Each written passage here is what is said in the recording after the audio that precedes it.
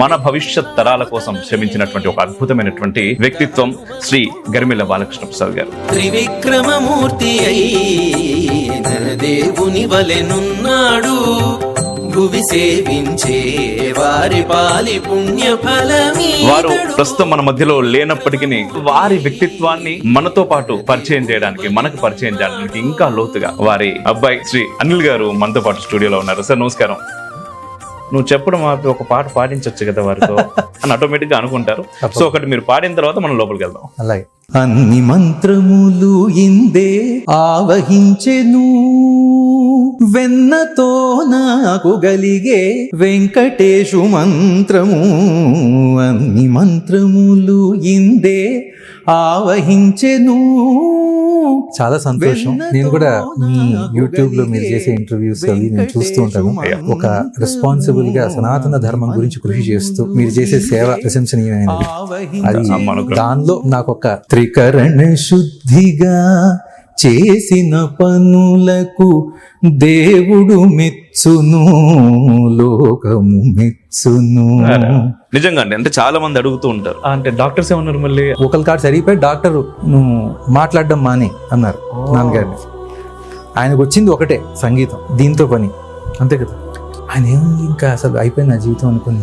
నాన్న నువ్వు నా ప్రాణం మనిన సరిపోదట మాట, నాన్న నీకై ప్రాణం ఇవ్వన ఇదిగో ఇది నా మాట. అన్నమాచార్యులు వారు 32,000 సంకీర్తనలు రాశారు. జగడపు చనువుల జాజరా, సగినల మంచపు జాజరా. జాజర పాట. జాజర అంటే ఏమిటి?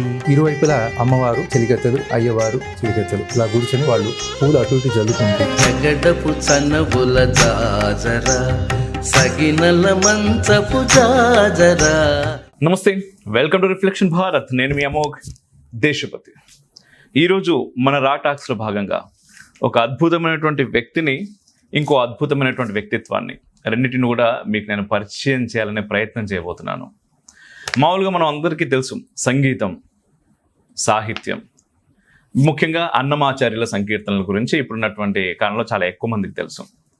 అంటే అన్నమాచార్యుల సంకీర్తనలు అంటే కేవలం సాహిత్యం మట్టుగేనా?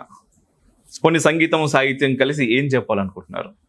దానిలో మన భవిష్యత్తు ఉంటుంది, వర్తమానం ఉంటుంది, అట్ ద సేమ్ టైం మన చరిత్ర కూడా ఉంటుంది. ఈ మూడింటిని తరువాత తరాలకు ఖచ్చితంగా నేను తీసుకెళ్ళడానికి నా జీవితాన్ని దానికి దారపోయాలి అని వారి జీవితాంతం మన భవిష్యత్ తరాల కోసం శ్రమించినటువంటి ఒక అద్భుతమైనటువంటి వ్యక్తిత్వం శ్రీ గరిమెళ్ళ బాలకృష్ణ ప్రసాద్ గారు. వారు ప్రస్తుతం మన మధ్యలో లేనప్పటికీ వారి సంకీర్తనల రూపంలో, వారు చేసినటువంటి అద్భుతమైనటువంటి శ్రమ రూపంలో ఎప్పుడు మనతో పాటు మన మనస్సుల్లో ఉంటారు. అయితే వారి వ్యక్తిత్వాన్ని మనతో పాటు పరిచయం చేయడానికి, మనకు పరిచయం చేయడానికి ఇంకా లోతుగా వారి అబ్బాయి శ్రీ అనిల్ గారు మనతో పాటు స్టూడియోలో ఉన్నారు. సార్ నమస్కారం. ఓం నమో వెంకటేశాయ. ఓం నమో వెంకటేశాయ. ఎలా ఉన్నారు? చాలా బాగున్నాను, థ్యాంక్ యూ. అద్భుతం, మేం చెప్పాలి. అండ్ మీ చాలా బిజీ స్కెడ్యూల్లో రిఫ్లెక్షన్కి మీరు అవకాశం ఇచ్చినందుకు చాలా సంతోషం. నేను కూడా మీ యూట్యూబ్లో మీరు చేసే ఇంటర్వ్యూస్ అవి నేను చూస్తూ ఉంటాను. అయ్యా, మీకంటూ ఒక మంచి స్థానాన్ని, ఒక రెస్పాన్సిబుల్గా సనాతన ధర్మం గురించి కృషి చేస్తూ మీరు చేసే సేవ చాలా ప్రశంసనీయమైనది. అది దానిలో నాకు ఒక భాగం కలిగినందుకు నాకు చాలా సంతోషం. మాకు చాలా సంతోషంగా ఉంది. అయితే మొదలుగా రీసెంట్గా జరిగినటువంటి ఒక ఇన్సిడెంట్, ఒక సంఘటన. ఇప్పుడు పద్మశ్రీ పురస్కారం, ఇప్పుడు నాన్నగారికి పద్మశ్రీ పురస్కారం వచ్చింది. దాన్ని మీరు వారి తరపున వెళ్ళి అందుకున్నారు, రైట్? అందుకున్నటువంటి సమయంలో అంటే ఆ క్షణం మీరు పొందినటువంటి ఆ భావోద్వేగాన్ని ఒక్కసారి మాతో పాటు. ఆ ఫోటో చూస్తే అర్థమైపోతుంది. నేను అంటే జనరల్గా ఫోటో అనగానే మనం నవ్వడానికి ట్రై చేస్తాం. ఎస్, నా మొహంలో రాలే లోపల నుంచి. ఎందుకంటే ఆ అవార్డు ఆయన తీసుకోవాల్సిన అవార్డు. అంటే ఒకటి, ఈ అవార్డులకు మించిన భగవంతుడి బిడ్డ ఆయన, కారణ జన్ములు అపర అన్నమాచార్యులు. కాకపోతే ఆ క్షణం నాకు అప్పుడు ఏం గుర్తులేదు. అక్కడ వెళ్ళడం, తీసుకోవడం, ఫోటోలు చూస్తుంటే నా మనసులో ఏం జరుగుతుంది అంటే నేను ఏమి చెప్పలేను. ఆ క్షణం మా నాన్నగారిని మిస్ అయ్యాను. అది నడిచి వెళ్ళి తీసుకోవాల్సిన వ్యక్తి ఆయన ఉన్నప్పుడే వస్తే చాలా బాగుండేది. కానీ ఆలస్యంగా వచ్చిన ఇప్పుడున్నటువంటి ప్రభుత్వం వారికి Yes. వారు సనాతన ధర్మం మీద వారికి ఉన్నటువంటి శ్రద్ధ, దాన్ని కాపాడాల్సిన ఆ బాధ్యత, విలువలు, వాటి వల్ల వాళ్ళు ఈ కళాకారులకి ఎక్కడెక్కడో, ఇప్పుడు నాన్నగారు ఒకరు, ఇంకా చాలామందికి వచ్చాయి ఇలాంటి అవార్డులు. నిజం. ఎక్కడో కేరళలో ఒక మారుమూల గ్రామంలో దశాబ్దాల కొద్ది కృషి చేసి అక్కడ వాటిని జీవరాశుల్ని కాపాడుతూ అటువంటి వారికి ఇలా ఎన్నో మంది వాళ్ళందరినీ వెతికి పట్టుకొచ్చి వాళ్ళు సత్కరించుకున్నారు. నిజం. వారిలో నాన్నగారికి కూడా ఇప్పుడు ఇచ్చుండొచ్చు, ఇప్పుడు ఇచ్చారు, ఆయనే తీసుకుంటే బాగుండేది. కానీ ఆయన మరి నాకు ఆ బాధ్యత ఒక విధంగా బాధ్యతని అప్పగిచ్చినట్టుగా నా చేతుల మీద తీసుకునేట్టుగా చేశారనిపిస్తుంది. అంత భగవదేచ్ఛ. బాగుంది. ఈ సమాధానంతో పాటు మీ వ్యక్తిత్వం కూడా మాకు అర్థమైంది. చాలా బాగుందండి. అయితే మీరు ప్రజెంట్ యుఎస్లో ఉంటున్నారు. ఒకవైపు సేల్స్ ఫోర్స్ సాఫ్ట్వేర్ వైపు ఉంటూ నాన్నగారు మీకు ఇచ్చినటువంటి బాధ్యత ఏదైతే ఇప్పుడు మీరు బాధ్యత అన్నారో, అఫీషియల్ గా మా అందరికి కనిపించేలా ఇచ్చినటువంటి బాధ్యత అది. అయితే అన్అఫీషియల్ గా చిన్నప్పటి నుంచి మీరు ఆ బాధ్యతను తీసుకున్నారు. అండ్ నేను చూశాను, మీ చాలా వీడియోస్ చూశాను, మీ పాటలు చాలా విన్నాను. అండ్ అద్భుతమైన కంఠం మీది అని చెప్తున్నప్పుడు ఆటోమేటిక్గా వాళ్ళు ఏమనుకుంటారంటే, నువ్వు చెప్పడం ఆపి ఒక పాట పాటించవచ్చు కదా వారితో అని ఆటోమేటిక్గా అనుకుంటారు. సో ఒకటి మీరు పాడిన తర్వాత మనం లోపలికి వెళ్దాం. అలాగే. అన్ని మంత్రములు ఇందే ఆవహించెను, వెన్నతో నాకు గలిగే వెంకటేశు మంత్రము. అన్ని మంత్రములు ఇందే ఆవహించెను, వెన్నతో నాకు గలిగే వెంకటేశు మంత్రము. అన్ని మంత్రములు ఇందే ఆవహించెను.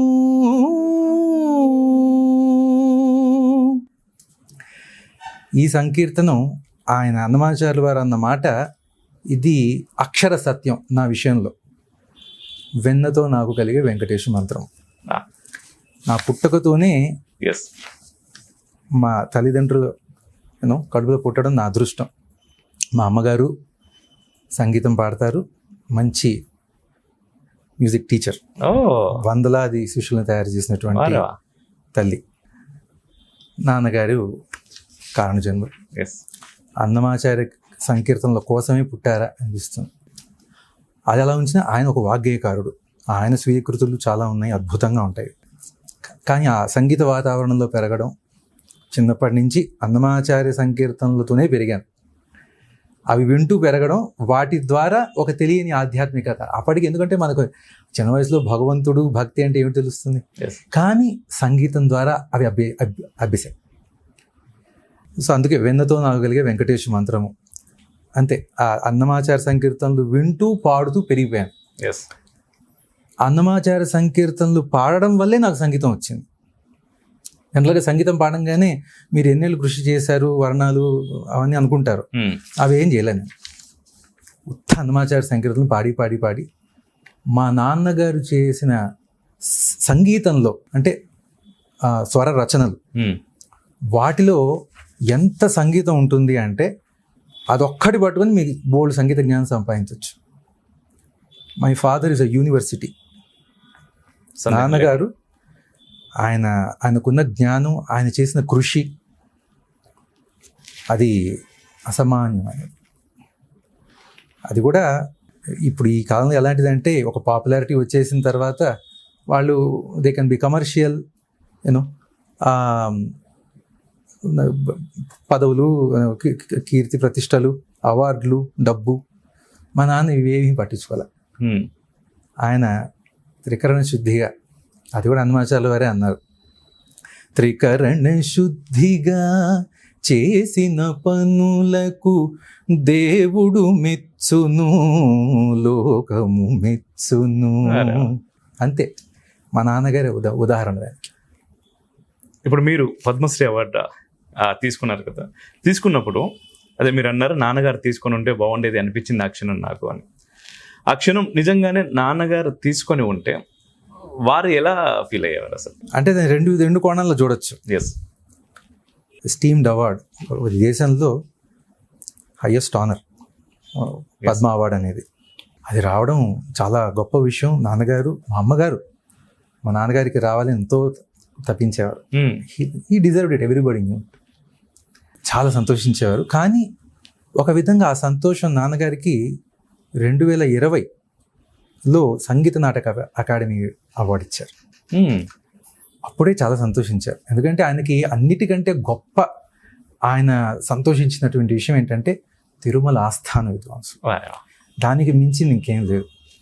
ఆయన ఎప్పుడైతే తిరుమల ఆస్థాన విద్వాంసులుగా ఆయన నియమింపడ్డారో, ఎందుకంటే ఆయన జీవితం 5 దశాబ్దాల పాటు అన్నమాచార్య సంకీర్తన సేవ చేశారు. 5 దశాబ్దాలు. జస్ట్ ఇమాజిన్, 50 years ఒక వాగ్గేయకారుడి సంకీర్తనలు నిరంతరం పాడి అధ్యయనం చేసి ఆయన అన్నమాచార్యుల వారి అంతరార్థాన్ని ఎరిగినటువంటి వారు. ఆయన మనస్సులో అని ఏమి ఊహించి ఒక పాట రాశారు, అంత బంధం అన్నమాచార్యుల వారితో. అదే నాన్న అంటారు, నాకు వెంకటేశ్వర స్వామి ఎవరో కూడా తెలియదు. తిరుపతికి వచ్చినప్పుడు అన్నమాచార్యుల వారి వల్లే వెంకటేశ్వర స్వామి వారు ఉన్నారు. అది అన్నమాచార్యుల వారి ఆయన సాహిత్యానికి ఉన్నటువంటి శక్తి, వేదసారం, భక్తి సారం. దానికి 5 దశాబ్దాలు ఆయన చేసిన సేవ. అది కాక ఆయన నేను చెప్పాను వాగ్గేయకారులు. ఆయన చిన్నప్పటి నుంచి లైట్ మ్యూజిక్ చాలా ఎక్కువ పాడేవారు, బోల్డ్ లలిత సంగీతం బాగా పాడేవారు. ఆయనగా స్వయంగా క్లాసికల్ స్టైల్ కర్ణాటక శాస్త్రీయ సంగీతంలో బోల్డ్ కీర్తనలు రాశారు.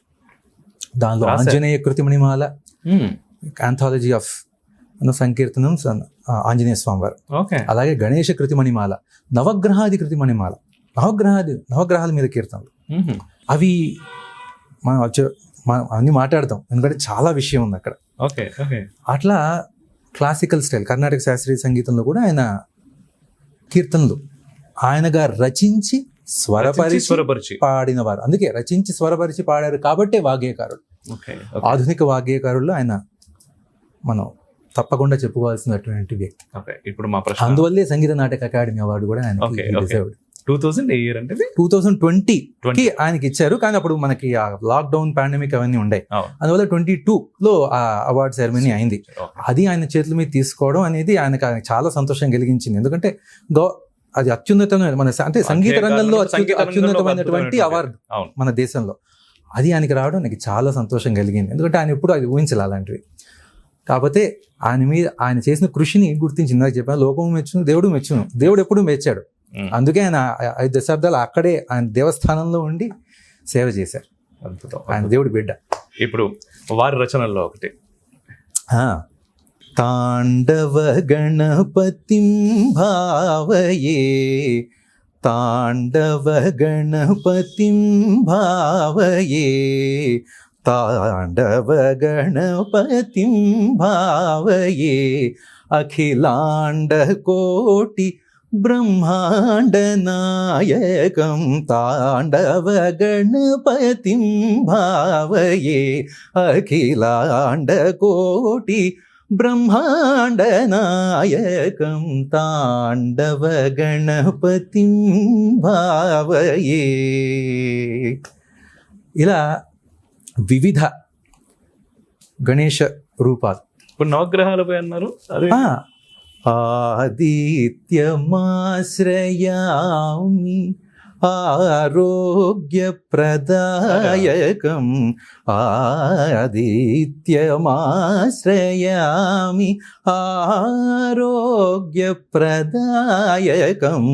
ఆదిభూతమచ్యుతం అఖిలాగమవేదినం, ఆదిభూతమచ్యుతం అఖిలాగమవేదినం, ఆదిత్యమాశ్రయామి ఆరోగ్యప్రదాయకం. అలా ఇతర గ్రహాల మీద కూడా కీర్తనలు. ఇలా సంస్కృతంలో అక్కడ ఆ విషయం.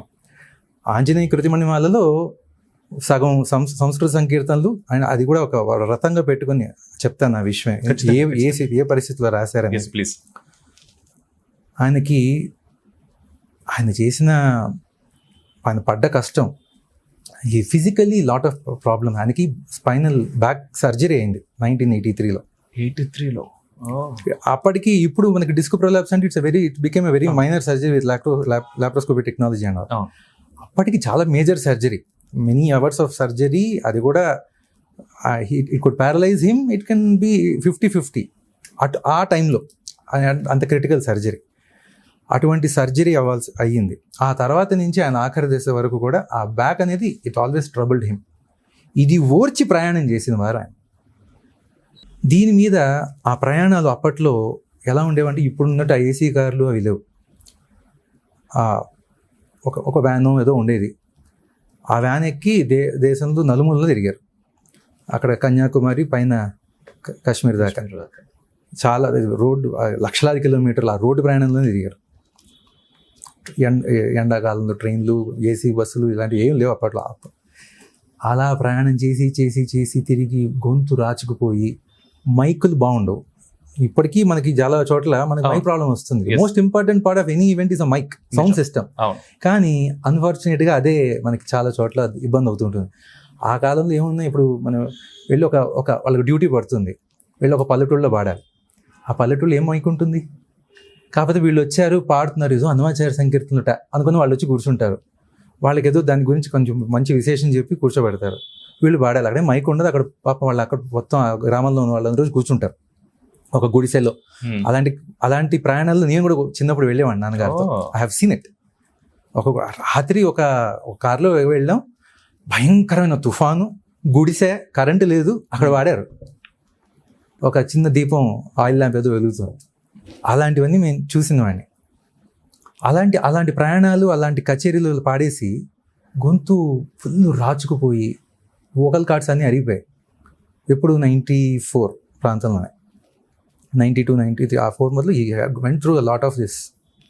ఈ గొంతు వోకల్ కార్డ్స్ అరిగిపోయి డాక్టరు నువ్వు మాట్లాడడం మానే అన్నారు నాన్నగారిని. ఆయనకు వచ్చింది ఒకటే, సంగీతం, దీంతో పని, అంతే కదా. ఆయన ఏముంది ఇంకా అసలు అయిపోయింది నా జీవితం అనుకుని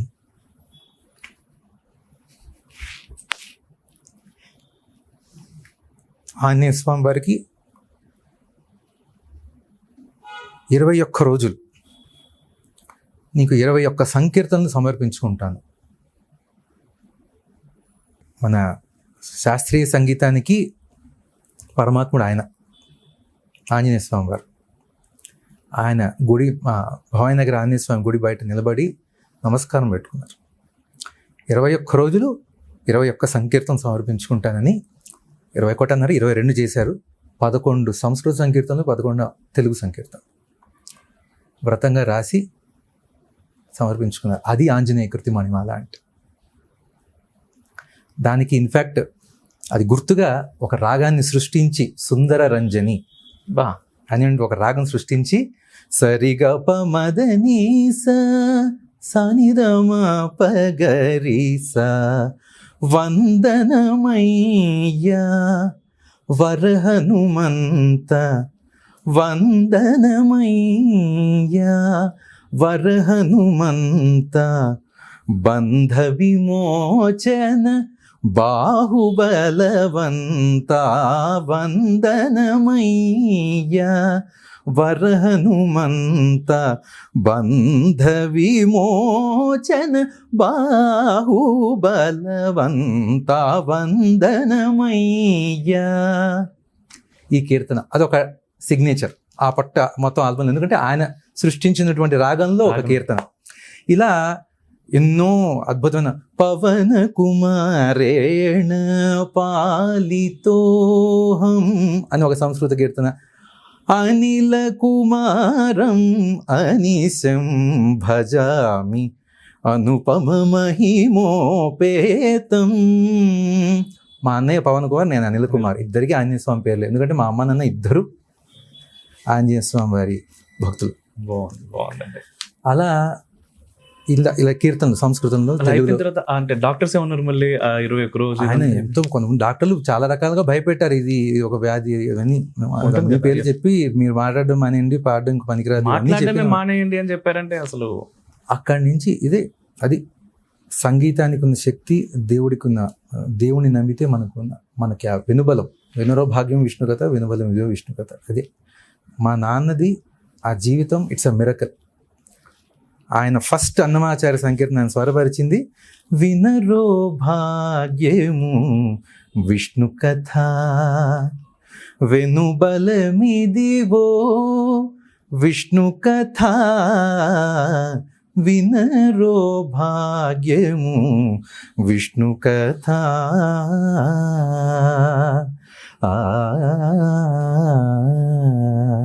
అది చేయడం కూడా ఎలా చూడండి, ఇందాక చెప్పాను ఆయన జీవితం అంతా ఆయనకి నడుమే ఇబ్బంది పెట్టింది, కానీ ఆయన వెనుబలం విష్ణు కథ, హరినామ సంకీర్తనం అదే కాపాడింది ఆయన.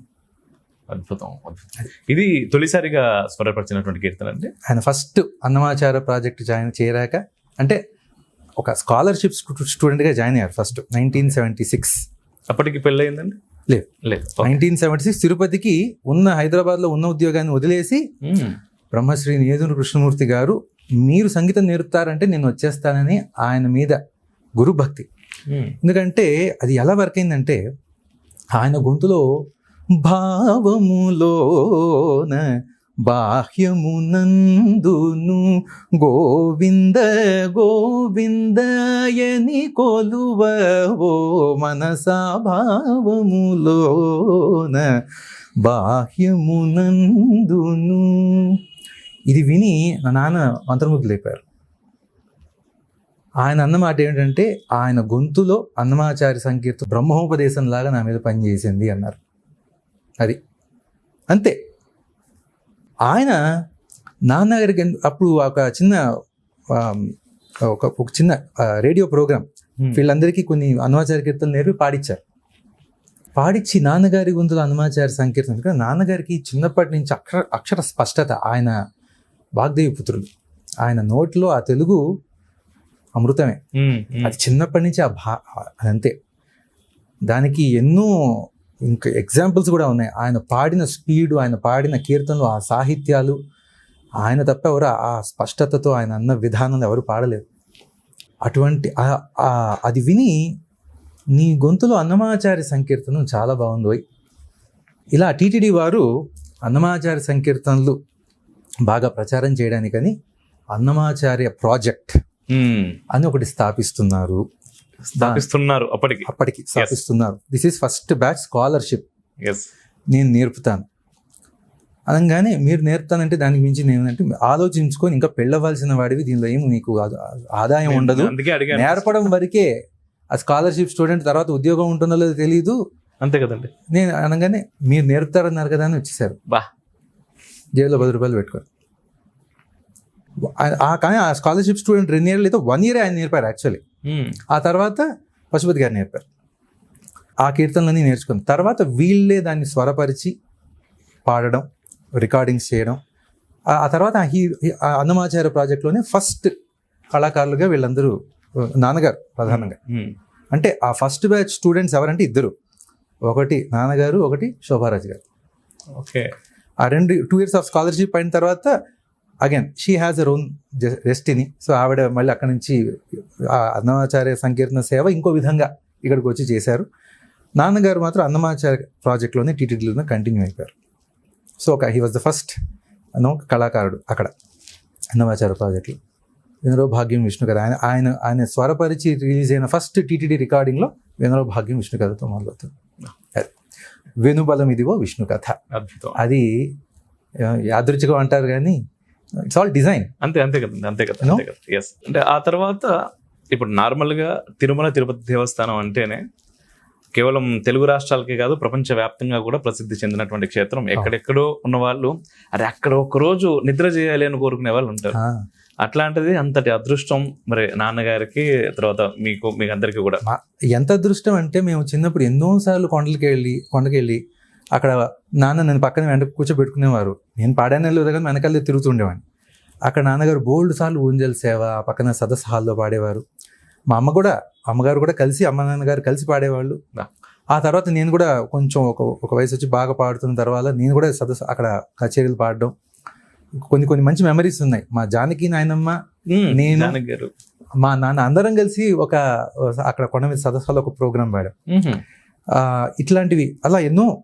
ఆ తర్వాత ఇంకా నాద నీరాజన్ నాన్నగారితో కలిసి ఎన్నోసార్లు అన్నమయ్య వెన్నపాలు ఇలాంటి ప్రోగ్రాం, ఊంజల్ సేవ ఇవన్నీ పాడడం జరిగింది. చాలా అన్నిసార్లు దర్శనాలు చేసుకోవడం కూడా. అంటే నాన్నగారికి ఇంకా అసలు చిన్నప్పటి నుంచి వెళ్తూ ఉండేవారు. కానీ తర్వాత ఆయన కూడా ఈ కాళ్ళు నడుము ఇబ్బంది పెట్టేటప్పటికి ఇప్పుడు కొన్నిసార్లు దర్శనాలు చేసుకునేవారు. అది కూడా ఇంకా ఎవరైనా జాగ్రత్తగా తీసుకెళ్ళి.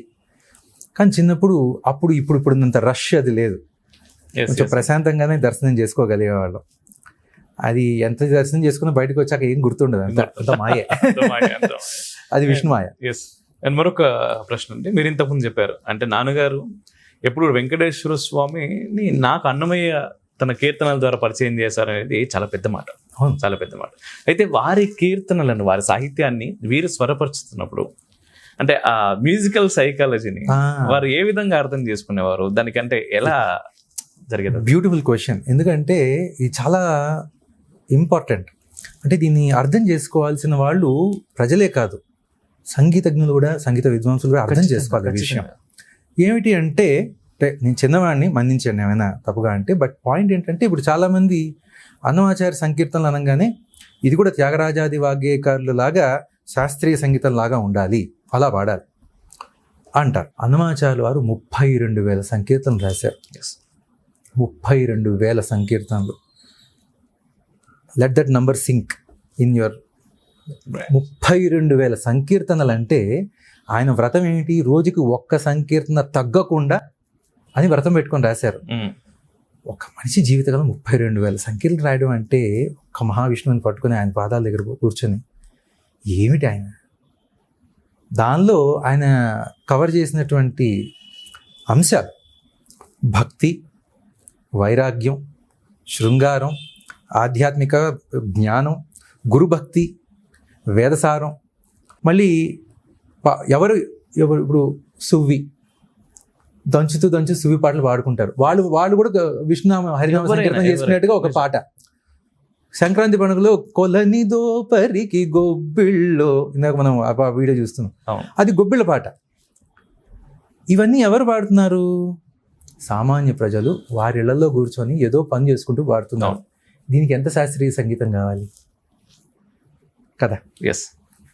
జగడపు చనువుల జాజరా, సగినల మంచపు జాజరా. జాజర పాట. జాజర అంటే ఏమిటి? ఇరువైపులా ఇక్కడ అమ్మవారు చెలికత్తెలు, అయ్యవారు చెలికత్తెలు ఇలా కూర్చొని వాళ్ళు పూలు అటు ఇటు జల్లుకుంటూ, పున్నమి వెన్నెల, చప్పట్లు. ఇది ఆ జాజర పాటకున్న సెటప్. అంటే ఒక పున్నమి వెన్నెల రాత్రి వీళ్ళందరూ కూర్చొని అటు ఇటు పూలు ఒకరి మీద ఒకరు పూల బంతితో ఆడుకుంటూ జాజర పాట. ఈ జాజర పాటకి మనం ఎటువంటి సంగీతం ఇస్తాం? అలాగే సిరుత నవ్వుల వాడు సిన్నెక్క అనే భాష ఏమిటి? ఒక పల్లెటూరులో వాళ్ళు ఒకళ్ళు మాట్లాడుకునే సిన్నెక్క వాళ్ళు మాట్లాడుకుంటున్నారు. They are addressing.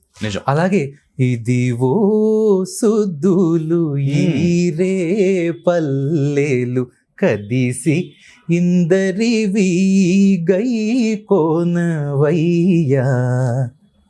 ఒక రేపల్లెలో హాయిగా ఏదో పొలం పనులు చేసుకుంటూ పాడుకుంటున్నారు వాళ్ళు. ఎటువంటి సంగీతం ఇస్తాం దీనికి? ఇదిలా ఉండగా మంగాంబుధి హనుమంత నీ శరణమంగ వించితి మీ హనుమంత. ఇక్కడ సంగీతం చాలా బాగుంది. అంటే ఏమిటి? సాహిత్యమే చెప్తుంది ఎటువంటి సంగీతం కావాలో. దీన్ని మనకు నచ్చిన సంగీతం, లేకపోతే మనం శాస్త్రీయ సంగీత విద్వాంసులం కాబట్టి, లేదంటే మేము లైట్ మ్యూజికే పాడతాం, లేకపోతే మేము ఎప్పుడు ఎక్కువ మాస్ పాటలు పాడతాం కాబట్టి అని వాళ్ళకి నచ్చిన జానర్లో ప్రతి పాటని ట్యూన్ చేయడం అనుకునేది ద్రోహం చేసిన వాళ్ళు అవుతాం. అన్నమాచార్య సాహిత్యానికి ద్రోహం చేసిన వాళ్ళం అవుతాం. అన్నమాచార్యుల వారు ఆయన look at the genres. Folk, light, classical folk, extremely pristine, divine. నమో నారాయణాయ నమో నారాయణాయ సగుణ బ్రహ్మణి సర్వపారాయణాయ శోభనమూర్తయే నమో నారాయణాయ నమో. దీనికి ఇంకొక విధంగా ఏమైనా ఊహించగలరా అసలు? నమో నారాయణ, నమో అంటే ఓంకారం వినిపిస్తోంది అక్కడ. ఎస్, అది ఇవన్నీ ట్యూన్ చేసిన వాళ్ళు నాన్నగారు. అంతయు నీవే హరి పుండరీకాక్ష చెంత నాకు నీవే శ్రీ రఘురామ. అమ్మమ్మ ఏమమ్మ అలమేల్మంగ నాంచారమ్మ తమ్మి ఇంట నలరు కొమ్మ. అంటే భైరవి అనేటువంటి ఒక మంచి శాస్త్రీయ సంగీత రాగం. ఆ భైరవిని రాగాన్ని పోషిస్తూ ఒకలాంటి ఫోక్ టచ్ yes, దానిలో yes. కనిపిస్తోంది. అదనమాట. అంటే అదే అంటే అన్నమాచార్యుల వారి అంతరార్థాన్ని ఎరిగినటువంటి వారు నాన్నగారు. అది 5 దశాబ్దాల సాంగత్యం అంటే అన్నమాచార్యుల వారిని ఆరాధించినటువంటి. ఎస్ ఎస్ ఎస్, చాలా బాగుంది. అందువల్ల- మీరు నాన్నగారితో చేసినటువంటి ప్రయాణం కూడా మాకు కనిపిస్తుంది. నిజంగా Yeah. ఇది చాలా అద్భుతమైనటువంటి విషయం అన్నమాట. ఎందుకంటే వారు 5 దశాబ్దాలు కేవలం అన్నమయ్య పాట తప్ప వేరే నా జీవితంలో ఏది లేదు అని చెప్పేసి బ్రతికినటువంటి వారు, అంటే వారి తర్వాత తరం ఎలా ఉంటుంది అనేటటువంటి ప్రశ్న నిజంగా చాలా మందికి ఉంటుంది. ఆ ప్రశ్నకి అద్భుతమైనటువంటి సమాధానంగా మీరు మా ముందు కోరుతున్నారు ఈరోజు. ధన్యవాదాలు. నిజంగా చాలా బాగుంది. అండ్ అన్నమయ్య గారు ఒక రకంగా చెప్పుకుంటే నాకు అద్భుతమైనటువంటి విప్లవకారులా కూడా కనపడతా ఉంటారు వారు.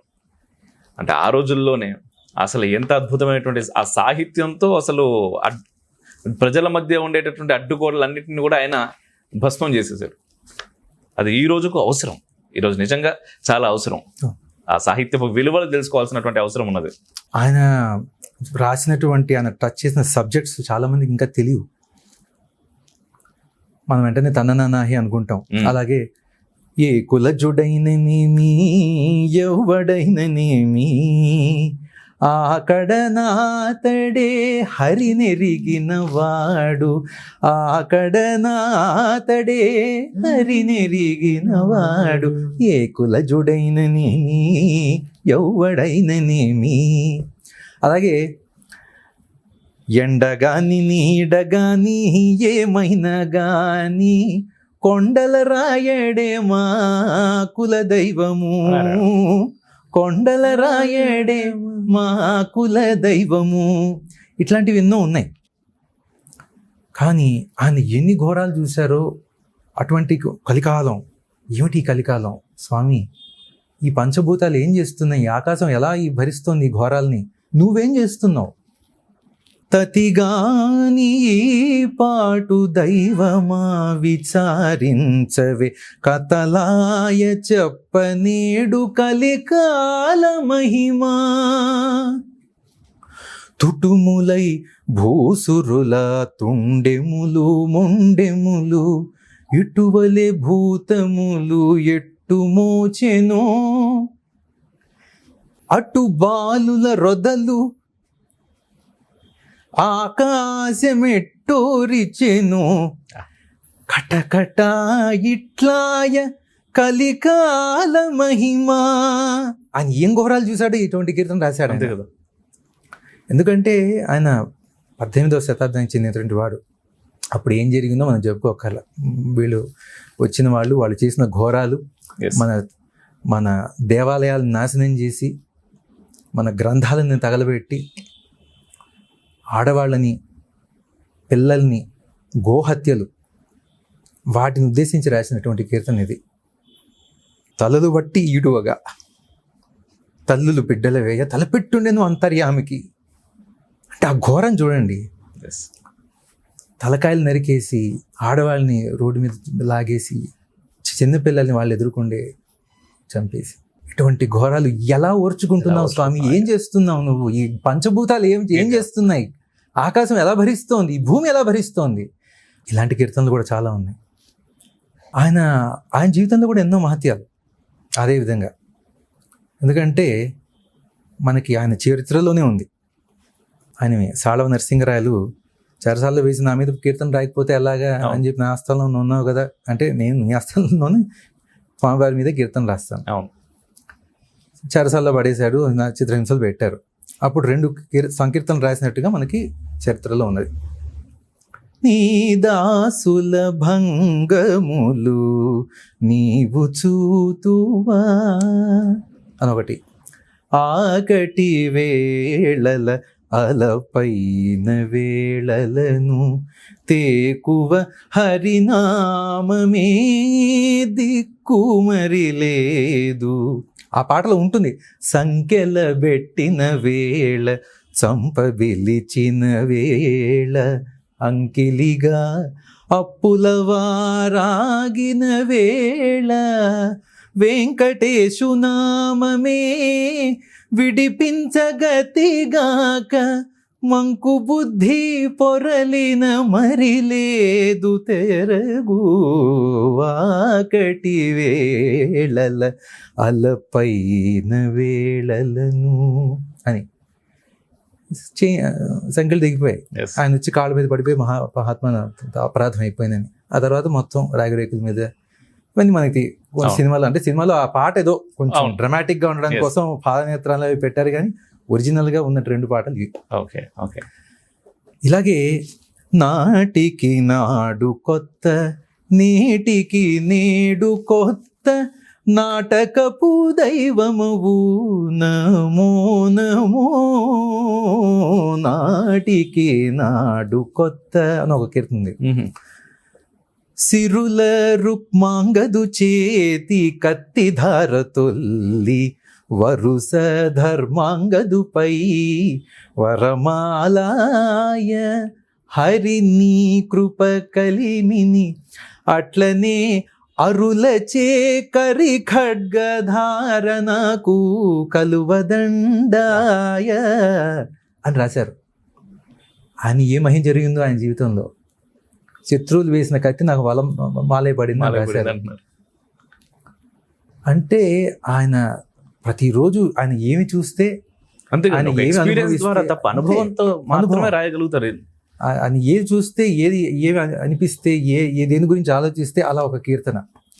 అలా ఇది ఇప్పుడు ఇందాక, so going back to the actual question, సమాజంలో జరుగుతున్న అన్యాయం, కులమతం పేరు మీద ఈ ఒక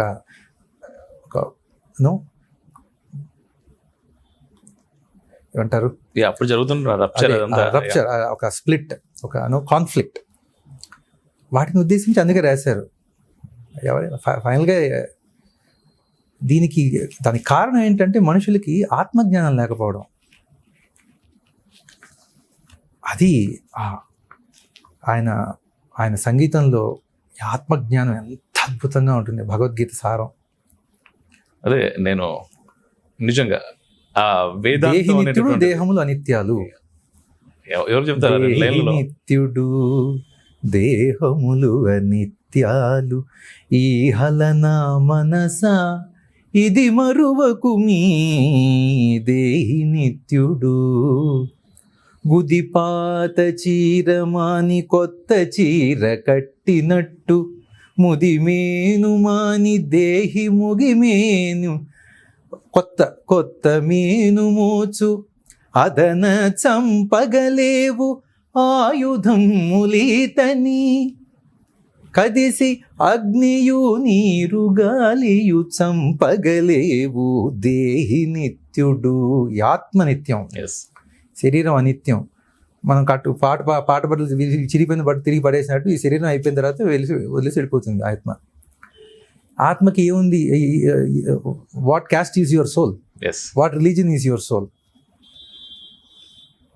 ఆత్మజ్ఞానం లేకపోవడం వల్ల మనం మేము ఈ ఇంట్లో పుట్టాము, లేకపోతే మాకు ఈ హోదా ఉంది, వీటిని పట్టుకొని మనం ఒక అజ్ఞానం, అది దాని మీద మళ్ళీ ఇంకా ఘోరం. ఇప్పుడు ఈ కన్వర్షన్స్ ఏమిటో ఎస్ అండి. అయితే మరికొన్ని మాట్లాడదాం. మనం మాట్లాడబోయే ముందు మధ్య మధ్యలో నేనేంటంటే, ఇంటర్వ్యూ జరుగుతూ ఉంటే మా ఆడియన్స్ ఏమేమి ఫీల్ అవుతూ ఉంటారు అనేది కూడా నేను ఫీల్ అవుతుంటాను అనమాట. నాకు వాళ్ళ గురించి ఎక్కువ ఆలోచన ఉంటుంది. సో ఇప్పుడు ఇక్కడ దాకా వచ్చాం కదా, ఇక్కడ దాకా వచ్చినప్పుడు వాళ్ళ ఫీలింగ్ ఏంటి అంటే, ఇంత అద్భుతంగా పాడుతున్నారు, పాడటమే కాకుండా సాహిత్యం గురించి మాకు అర్థమయ్యే భాషలో వివరిస్తున్నారు. ఇప్పుడు మేము వీరి ద్వారా నేర్చుకోవాలి అన్నా, వీరితో మేము కనెక్ట్ అవ్వాలి అన్నా మాకు ఏదైనా సోర్స్ ఉందా, లేకపోతే ఈ ఇంటర్వ్యూ అయిపోగానే అయ్యో మళ్ళీ ఇంటర్వ్యూ చూసి వదిలేసామా అనుకోవాలా అని వారు ఖచ్చితంగా భావిస్తూ ఉంటారు అనమాట. సో దానికి మీ సమాధానం? అన్నమాచార్య సంకీర్తన సేవ చాలా మంది చేస్తూ ఉంటారు. సంకీర్తనలు పాడుతూ కొంతమంది కొన్ని పుస్తకాలు వాటి అంటే దాని పాట భావం తాత్పర్యం అవి రాస్తూ కొన్ని పుస్తకాలు అవి రాస్తూ ఉంటారు. నా వరకు నేను చేసే కృషి ఏమిటంటే సంగీతపరంగా సాహిత్యపరంగాను రెండు విధాలుగా పనికి రావాలి. అంటే అందరికీ దానిలోంచి కావాల్సిన విషయం జ్ఞానం తెలియాలి. ఖచ్చితంగా ఈ రోజు అవసరం ఉందండి, తెలియాల్సినటువంటి అవసరం ఉంది. అందుకని నాకు యూట్యూబ్ ఛానల్ ఉంది, దానిలో లెర్న్ విత్ మీ ఒక సిరీస్ చేస్తూ ఉంటాను. అదేమిటంటే యాక్చువల్గా పాండమిక్లో స్టార్ట్ చేశాను. అక్కడ అంటే ఇంకా అప్పటిదాకా పని తిరుగుతుంటాం. సడన్ గా అన్ని స్తంభించిపోయి నేను అక్కడెక్కడో వేరే దేశంలో ఉండిపోయి రాలేక మా అమ్మగారు నాన్న ఇక్కడ ఉండిపోయేటప్పటికి అది I think everybody have their own night mares about the whole pandemic and lockdown and everything. అది ఇంకా నాకు ఒకటే వెంకటేశ్వర నామమే దిక్కు మరి లేదు, అంతే హరినామ సంకీర్తనం. కానీ నేను కూర్చొని పాడుకుంటే ఊరికే వింటారు, అలా నాన్నగారు బోల్డ్ ఉన్నాయి, ఇంకా ఏదో చేయాలి, ఏదో పనికి రావాలి, ఇది నేను చేయడం వల్ల ఇంకొకరికి ఏదో ఒక పని దానికి వాళ్ళకి పర్పస్ సర్వ్ అవ్వాలి, it should be like a service. So learn with me ఒక సిరీస్ స్టార్ట్ చేశాను. ఓకే, దానిలో ఏమిటంటే ఆ పాట తీసుకొని వినరో భాగ్యము విష్ణు కథ ఉంది. ఇదేమిటి? శుద్ధ సన్యాసి రాగం. ఆ రాగం ఏమిటి? దాన్ని జనక రాగం ఏమిటి? ఆరోహణ అవరోహణ ఏమిటి? సగమ పని సని పమగ స. రాగం గురించి 4 విశేషాలు చెప్పి వినరో భాగ్యం విష్ణు కథ. దానిలో ఏమైనా కొన్ని ఇంట్రెస్టింగ్ వర్డ్స్ మనకు తెలియని పదాలు అలాంటి అన్కామన్ ఉన్నవి, దానికి అర్థం కొంచెం ఏమైనా నా శక్తి కొలది. ఎందుకంటే ఒక్కోసారి ప్రిపరేషన్ టైం ఉంటుంది, ఒక్కోసారి అస్సలు టైం ఉండదు. కానీ అది ఒక వ్రతంగా పెట్టుకుని చేసేస్తూ ఉంటాయి. ఇప్పుడు టైం దొరికి చేయడమే, అన్లెస్ ఐఎమ్ అవుట్ సంథింగ్. అందువల్ల టైం ప్రకారం ఎంతకు శక్తి కొలది చేసేస్తా. ఒక్కొక్కసారి బాగా కుదిరినప్పుడు మంచి దాని గురించి ఆ పదాలన్నీ అర్థాలు తెలుసుకొని భావం కొంచెం బాగా డీటెయిల్గా దాన్ని స్టడీ చేసి అందుకే లెర్న్ విత్ మీ అని పెట్టాను. I'm learning, everybody should learn the entire life. Our life goal is learn. So learn with me. నేను ఈ కార్యక్రమం చేయడం ద్వారా నేను ఏదో నేర్చుకుంటున్నాను, నాతో పాటు మీరు ఏదో నేర్చుకోండి అని లెర్న్ విత్ మీ అని పేరు పెట్టి ఇలా ఒక తీసుకోవడం. దానిలో పసని పమగ ససని ని సగగ గమ పని సస మా పసని పమ గగస అని ఇప్పుడు దానికి స్వరం నొటేషన్ లైవ్గా. ఇప్పుడు నేను మీతో ఎలా టక్కన అనేసినట్టుగా దానికి ఆ పుస్తకాలు చూడడం నాకు నిజంగా చెప్పండి, నాకు ఆ నొటేషన్ చూసి పాడడం కూడా నాకు రాదు. నేను అదంతా విని నేర్చుకొని పాడతాను అంతే. నాకు భగవంతుడు ఇచ్చినటువంటి నాకు ఒక వరం. అందువల్ల ఆ నొటేషన్స్ ఏమిటి అవి నేను చూడను. పాట నాన్న ఎలా పాడారు, అది దాని నొటేషన్, అదే దాని స్వరం ఏమిటి, అప్పటికప్పుడు లైవ్లో దాని గురించి ఆ నొటేషన్ చెప్పేస్తూ ఆ పాట సాహిత్యం వినరో భాగ్యం అలా లైన్ బై లైన్ ఒక నొటేషన్ ఇది. సో దాని భావం చెప్పి రాగం గురించి చెప్పి ఇలా నొటేషన్ లైవ్గా చెప్పేస్తా. ఇది విని నేర్చుకుంటారు. వాళ్ళకి సంగీతం వస్తా రాదనేది సంబంధం లేదు, అది వింటే ఏదో ఒకటి అర్థమవుతుంది. అందువల్ల చాలామంది సంగీత ఔత్సాహికులు, సంగీత సాధకులు ఇద్దరు దర్ both class, they are able to follow and benefit out of it.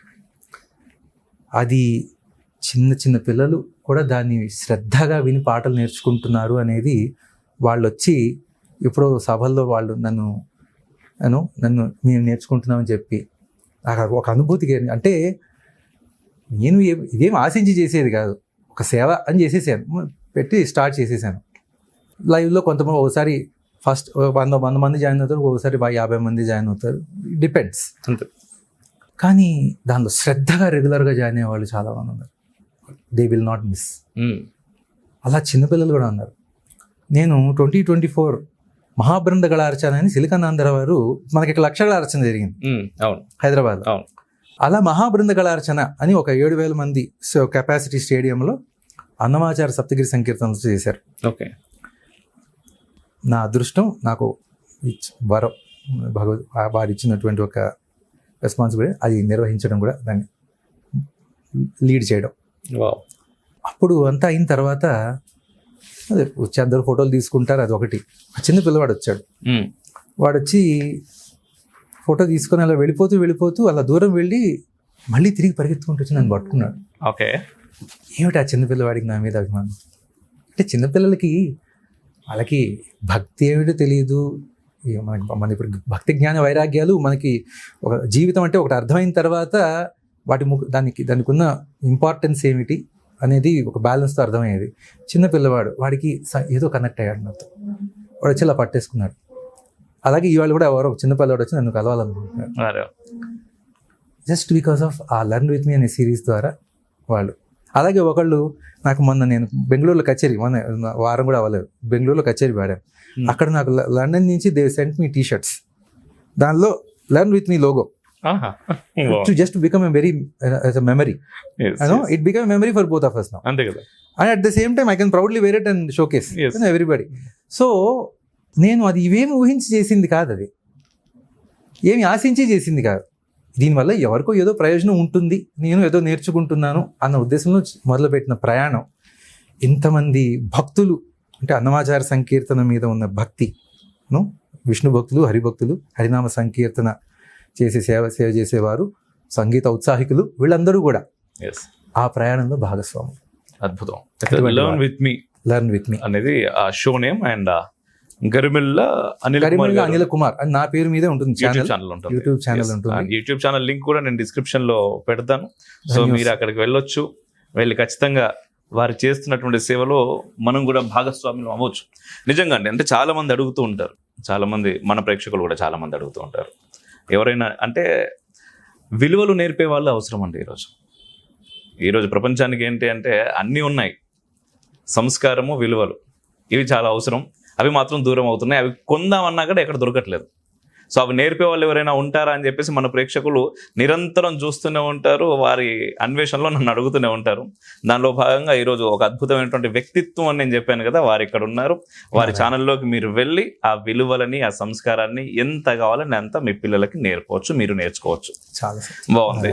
అయితే అండి ఇక్కడ ఒక విషయం, మామూలుగా అంటే సినిమా పాటలు అనేసరికి ఒక అద్భుతమైనటువంటి క్రేజ్ ఎప్పటి నుంచో ఉంది, ఇప్పుడు ఉంది, ఇకపై కూడా ఉంటుంది, అది తగ్గుతుంది అని అనలేం మనం. అయితే నాన్నగారు అన్ని వందల కీర్తనల్ని వారు సొంతంగా స్వరపరిచారు అండ్ రాసినటువంటివి కూడా చాలా. 1000 అన్నమాచార సంకీర్తన స్వరపరిచారు. 1000.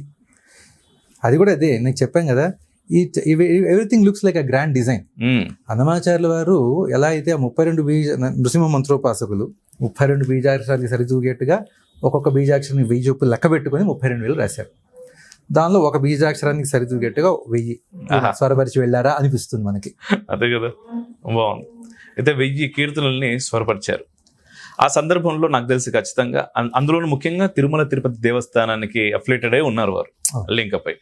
ఖచ్చితంగా సెలబ్రిటీస్ ఎవరైతే మన సినిమా సెలబ్రిటీస్ అనుకుంటామో, రాజకీయ నాయకులు కావచ్చు, వీళ్ళందరూ కూడా తిరుమల తిరుపతికి ఖచ్చితంగా కనెక్ట్ అయి ఉంటారు. ఎన్నో అవకాశాలు వచ్చి ఉంటాయి, సినిమాల్లో మీరు రావచ్చు కదా, సినిమాల్లో పాడొచ్చు కదా, లేకపోతే మ్యూజిక్ చేయొచ్చు కదా. అన్నమయ్యలో ఏదో ఒక సాంగ్ పాడారంటే అన్నమయ్య సినిమాలో పాట పాడలేదు, ఎందుకంటే వాళ్ళు I think there are many logistics there, అందువల్ల ఉన్న రికార్డింగ్స్ యాజ్ ఇట్ ఈస్ వాడలేదు. వాడితే చాలా బాగుండేది అన్న భావన చాలా మందికి కలిగింది, కానీ అవి మళ్ళీ తిరిగి ప్రధానంగా బాలు గారు, కొంత ఇతర కళాకారులు పాడారు. కానీ దానిలో జరిగిన మంచి విషయం ఏమిటంటే వీరు చేసిన సంగీతమే వాడుకున్నారు చాలా వరకు. ఏవో కొన్ని పాటలు ఆయనగా కీరవాణి గారు స్వరపరిచారు, కానీ ఆయన అదర్ ఆర్కెస్ట్రేషన్ అవన్నీ చేశారు కదా తప్ప ఉన్న ట్యూన్స్ ఆల్రెడీ చేసేసిన పెద్దవాళ్ళు, నాన్నగారు, నేనూరు గారు ఇలాంటి వారు చేసిన ట్యూన్స్ని యాజ్ ఇట్ ఈస్గా వాడుకోవడం జరిగింది. దానివల్ల దానికి కనెక్షన్, ఎందుకంటే చాలామంది అన్నమాచార్యులకు అప్పటికే అన్నమాచార్యులు అంటే ఇప్పుడు దిస్ వాజ్ ఇన్ 1990s ఈ సినిమా వచ్చింది. అప్పటికే 2 decades ఆఫ్ ప్రయాణం దగ్గర అయిపోయింది. అప్పటికి అన్నమాచార్యుల వారు అంటే చాలా మందికి తెలుసు, నాన్నగారు అంటే తెలుసు, ఈ కీర్తనలు చాలా మందికి తెలుసు. వాటిని ఇంకో విధంగా మీరు ఎలా స్వరపరిస్తే యాక్సెప్టెన్స్ అండ్ డైజెస్ట్ అవ్వదు. అందువల్ల ఈ విషయాన్ని గ్రహించి వారు కూడా వీళ్ళకి గౌరవం ఇస్తూ ఆ ట్యూన్స్ని వాడుకోవడం అనేది జరిగింది. ఇది ఇలా ఉండగా, కానీ నాన్న చిన్నప్పుడు అసలు మా నాయనమ్మ జానకి గారితో కలిసి చాలా షోస్ పాడారు. ఓకే. ఆవిడతో కొన్ని చిన్న చిన్న టూర్స్ అవి చేశారు. అప్పుడు నాన్నగారు పాడుతూ ఉంటే సినిమా పాటలు కానీ లైక్ మ్యూజిక్ సాంగ్స్ పాడుతూ ఉంటే ఫిదా అయిపోయేవారు జనం. ఆహా ఏమిటి గొంతు, ఏమిటి పలుకు, ఏమిటి ఈజీ ఏమిటి. అప్పటికి అన్నమాచార్య కీర్తన నా జీవితంలో ఇంకా రాలేదు. కానీ ఎవ్రీబడి హ్యావ్ దేర్ ఓన్ కారణ జన్మలో ఒక డెస్టినీ ఉంటుంది ఖచ్చితంగా. ఆయనకి ஒரு நாள் போதுமா இன்றொரு நாள் போதுமா நான் పాడ ఇండ్రొరు నాள் పోదుమా అని తిరువలియాడల్ అనే ఒక తమిళ సినిమా, భక్తి మూవీ. ఓకే. శివాజీ గణేశన్ శివుడు దానిలో ఈ బాలమురళి గారు ఈ కీర్తన పాడారు, ஒரு நாள் పోదుమా అని. ఇది సూపర్ హిట్. ఓకే. ఒక one of the brilliant compositions. ఇది నాన్నగారు విని ఆహా ఏమి శాస్త్రీయ సంగీతం ఇలా కదా ఉండాలి అని he got inspired to learn classical music. అంటే అప్పటి వరకు అంటే ఇంటి విద్యగా ఇంట్లో లలిత గీతం అనేది ఉండడం కొంచెం అంటే శాస్త్రీయ సంగీత జ్ఞానం ఫౌండేషన్స్ ఉండేది. ఎందుకంటే మా తాతగారు నరసింహారావు గారు ఆయన వాగ్గేయకారుడు. ఆయన కీర్తనలు ఎప్పుడు రాసి మా నాన్నగారికి నేర్పి మా నాయనమ్మ సైడ్లో వాళ్ళందరూ కూడా కవయిత్రులు, వైలన్ వాయించేవారు, సంగీతం పాడేవారు. లైక్ జానకి నాయనమ్మ మోస్ట్ పాపులర్, బట్ మా నాయనమ్మ కూడా బ్రహ్మాండంగా పాడేవారు. అలాగే ఇంకొకరి నాయనమ్మ అద్భుతమైన కవయిత్రి. There all artists. అటువంటి కుటుంబంలో పుట్టినవారు కాబట్టి విద్య అనేది వాళ్ళందరికీ మా నాన్న అంటే ఒక హీ స్పెషల్. బాలకిషన్ అది ముద్దు అంటే ఇంకా నాన్న అంటే అంతే. ఉన్న అందరూ వాళ్ళకి అంటే మా నాన్నగారి సెకండ్ కజిన్స్ కూడా there all for them Balakishan అంటే ఒక స్పెషల్ బ్రదర్. అంటే వాళ్ళ సొంత వాళ్ళ ఇంట్లో మనిషిలాగా ఆ సంగీతం అనేది ఆయన గొంతులో పాట అలా అందరినీ కానీ అనేది ఇలా ఒక శాస్త్రీయ సంగీతం నేర్చుకోవాలి, ఇంకా ఏదో చేయాలి అని నాన్నగారు మృదంగం కూడా నేర్చుకున్నారు అప్పటికి. ఎందుకంటే మా తాతగారు మృదంగ విద్వాంసులు, నాన్నగారు మృదంగం నేర్పారు. ఓకే. నాన్నగారు హరికథలకి కచేరీలకి వాయించేవారు. కానీ ఎప్పుడైతే ఇది విన్నారు he got inspired classical music నేర్చుకోవాలి అని. ఆయన జీవితంలో ఇదా ఏదో ఉంది, ఇంకా ఏదో చేయాలి, ఏదో నేర్చుకోవాలి, ఇంకా చాలా ఉంది నేర్చుకోవాల్సింది అని ఇలాంటివి ఉంది. జిల్లెడుముడి అమ్మవారు ఆవిడ దగ్గరికి నాన్నకి ఏం తెలియదు ఆవిడ గురించి, కానీ ఎవరో తీసుకెళ్తే అక్కడ నిలబడి ఉన్నారట. ఆయన నిలబడి ఉంటే ఈయన ఆవిడతో ఏం చెప్పలే. ఈయనకి ఆవిడ ఎవరో తెలియదు, ఆవిడ గొప్పతనం ఏమిటో తెలియదు కూడా. ఆవిడ సడన్గా ఈయన్ని చూసి నువ్వు సంగీతం కోసం వెళ్ళక్కర్లా, సంగీతం నీ కోసం వస్తుంది అని చెప్పారు. అది అన్నమాచార్య సంకీర్తన ద్వారా వచ్చింది. అన్నమాచార్య సంకీర్తన సాహిత్యం, ఆ భాష అలవాటు అయిపోయిన తర్వాత ఇప్పటికి మా నాన్నగారి సంగతి నేను చెప్తున్నాను. ఎందుకంటే నేను చిన్నప్పుడు కొన్ని సినిమా పాటలు అవి లైట్గా పాడామంటే మంచి మెలోడియస్, మంచి భాష ఉన్నవి మాత్రమే. ఇప్పుడు ఆ కనెక్షన్ కూడా పోయింది, ఎక్కువ వినడం తగ్గిపోయింది, పాడడం అసలు లేదు. అది ఎందుకు అంటే అది మనకున్న వాగ్గేయకార సంపద అటువంటిది. ఎప్పుడైతే ఆ రంగంలోకి వెళ్ళిపోయి ఆ భక్తి రసం, ఆ భాష, ఆ సంగీతం ఇది మన రక్తంలోకి వెళ్ళిపోతుందో కొంచెం భాషలో కొంచెం ఏమాత్రం లోపున్నా మనసు అంగీకరించదు. అలాంటి వాళ్ళు వచ్చారండి చాలా మంది, అంటే మీరు పాడితే బాగుంటుంది, పాడండి మా సినిమాల్లో, అలాంటి అవకాశాలు ఏమైనా? ఐ థింక్ ఏవో వచ్చాయి కానీ ఇట్ నెవర్ వర్క్డ్ అవుట్. అంతే, for some reason it never worked out. అంటే ఎందుకంటే జానకి నాయనమ్మే she would have been a very easy entry. ఎలాగైనా సినిమాల్లోకి వచ్చేయాలని ఆవిడ తాపత్రయ పడేవారు, సినిమాకి వచ్చేయాలి వీడు బ్రహ్మాండంగా. Everybody wished that, but he has his destiny. ఆయన చేయాల్సిన సేవ ఇలా అయితేనే అవుతుంది. ఆ టైంలో మీకేం అనిపించేది కదా, మీకు కానీ అమ్మగారికి కానీ? ఎందుకంటే నార్మల్గా దాంట్లో ఉన్నంత డబ్బులు కావచ్చు, పేరు కావచ్చు, ఇటువైపు నాకు తెలిసి అయితే ఆ సమయంలో ఉండకపోయి ఉండవచ్చు. మా నాన్నగారు ఎప్పుడు డబ్బులు నాన్నగారి గురించి అనట్లేదు, నాన్నగారు ఈ ఆధ్యాత్మిక ఫీల్డ్ అంటున్నారు, ఈ సంగీతం నమ్ముకుంటే. సో ఏంటంటే ఫ్యామిలీ పరిస్థితులు కూడా, ఎందుకంటే ఖచ్చితంగా ఫైనాన్షియల్ స్టేటస్ ఇవన్నీ చూసుకోవాలి, ఇద్దరు పిల్లలు, ఖచ్చితంగా పక్కన ఉన్న వాళ్ళు కూడా అంటూ ఉంటారు మనకేం తిండి పెడతా లేకపోతే ఇంకేం పెడతా అవసరమా మనకి ఇది. అనేటటువంటివి మాటలు చాలా వస్తూ ఉంటాయి. అవన్నీ ఉంటుంది. అందుకే మా అమ్మ మేము ఎలాగైనా వాళ్ళు పడ్డ కష్టం పడకూడదని మమ్మల్ని చదివించారు. ఇంగ్లీష్ మీడియం స్కూల్లో చేసేసి శుభ్రంగా చదివించారు. నేను ఎంటెక్ దాకా చదువుకున్నాను. IIIT హైదరాబాద్లోనే నా ఎంటెక్ చేశాను. అద్భుతం. బీటెక్ వరకు తిరుపతిలోనే అయిపోయింది.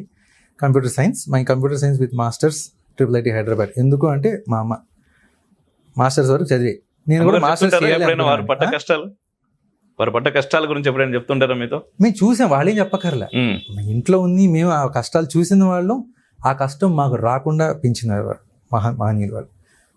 వాళ్ళు 5 రూపాయలు, నేను రిక్షా ఎక్కితే 5 రూపాయలు ఖర్చు అవుతుంది, ఆ 5 రూపాయలు సేవ్ చేస్తే వీడు చదువుకుంటాడు. అంతే కదా. అది మా అమ్మ పడ్డ కష్టం. రోజు కిలోమీటర్ల కొద్దీ నడిచి తిరిగి సంగీతం నేర్పేవారు మా అమ్మ. ఇప్పుడు అమ్మగారు పెళ్లి కంటే ముందు నుంచి సంగీతం నేర్చుకున్నారు. ముందర నుంచి సంగీతం ఉండేది. ఆవిడ ముందర నుంచి సంగీతం అప్పటికే నేర్పేవారు కూడా. సంగీతం నేర్చుకునేవారు, నేర్పేవారు. సంగీతం కోసమే మా నాన్న దగ్గర చేతిలో తాంబూలం పెట్టి నాకు అన్నమయ్య కీర్తనలు నేర్పండి అని అలా అలా మొదలైన పరిచయం. పెళ్లి చేసుకున్నారు చివరికి. అది కూడా భగవదేచ్ఛ. వాళ్ళు ఆ ప్రయాణం కలిసి చేయాల్సిన దంపతులు. ఆయన చెప్పాం కదా, ఆయన పడ్డ శ్రమ, ఆయన బెడ్ రెడీని అయిపోయి నానావస్థ పడి దాన్ని భరించే శక్తి మా అమ్మకు మాత్రమే ఉంది. అందుకే మా అమ్మని కలిపారు, వాళ్ళని కలిపారు. అంతే. మా అమ్మకున్న will power, patience I have not seen with anybody. అది మా అమ్మకున్న శక్తి. సో తెలుసు సినిమా, కానీ నాకు తెలిసినంత వరకు వాళ్ళు ఎప్పుడు కూడా సినిమా ఫీల్డ్ అన్న డిస్కషన్ని రాలేదు. వాళ్ళు ఎప్పుడు సంగీతం, అన్నమాచార్య సంగీతం, ఇవే మా మా మా ముందర ఎప్పుడు మేము పొద్దున్నే సంగీతమే వినేవాళ్ళం. ఎందుకంటే మా అమ్మ కూడా సంగీతం పాడేది కదా, శాస్త్రీయ సంగీతం మీదే చాలా మక్కువ. అంతే. అంటే మేబీ సినిమాస్లో పాడితే ఫేమ్ అవన్నీ వచ్చేది, కానీ మా నాన్న ఎప్పుడు వాటి గురించి తాపత్రయపడలేదు. అండ్ చెప్పాం కదా, అంటే సంస్కారం అని ఒకటి వచ్చేస్తుంది. ఆ సంస్కారం ఎప్పుడైతే ఈ భాషా సౌందర్యం, ఈ భక్తి లైన్లోకి వచ్చేసిన తర్వాత, ఇప్పుడు ఆ లైన్లో ఉన్నవాడిని కాబట్టి ఇప్పుడు నేను I have no motivation to learn and sing anything. ఎప్పుడో ఫ్రెండ్స్ కోసం 1-2 నేర్చుకుని పాడతాను తప్ప, నాకు ఇప్పుడు పొద్దున్నేసి ఇంకా అన్నమాచార్య సంకీర్తనల గురించి, వాటి అర్థాలు, ఇంకా తెలుగు భాష నేర్చుకోవాలి, నాకు తెలుగు రాదు సరిగ్గా అని ఫీల్ అయిపోతూ, ఇంకా సంస్కృతం నేర్చుకోవాలి, ఎందుకు నేను ఇంకా చిన్నప్పటి నుంచే మంచి సంస్కృతం తెలుగు ఆ లైన్లో ఉంటే బాగుండేది. ఎందుకంటే ఒకసారి ఇట్స్ ఆధ్యాత్మికత, ఈ భాష, ఈ వైరాగ్యం, భక్తి జ్ఞాన వైరాగ్యాలు 3 కలిసి ఉంటాయి.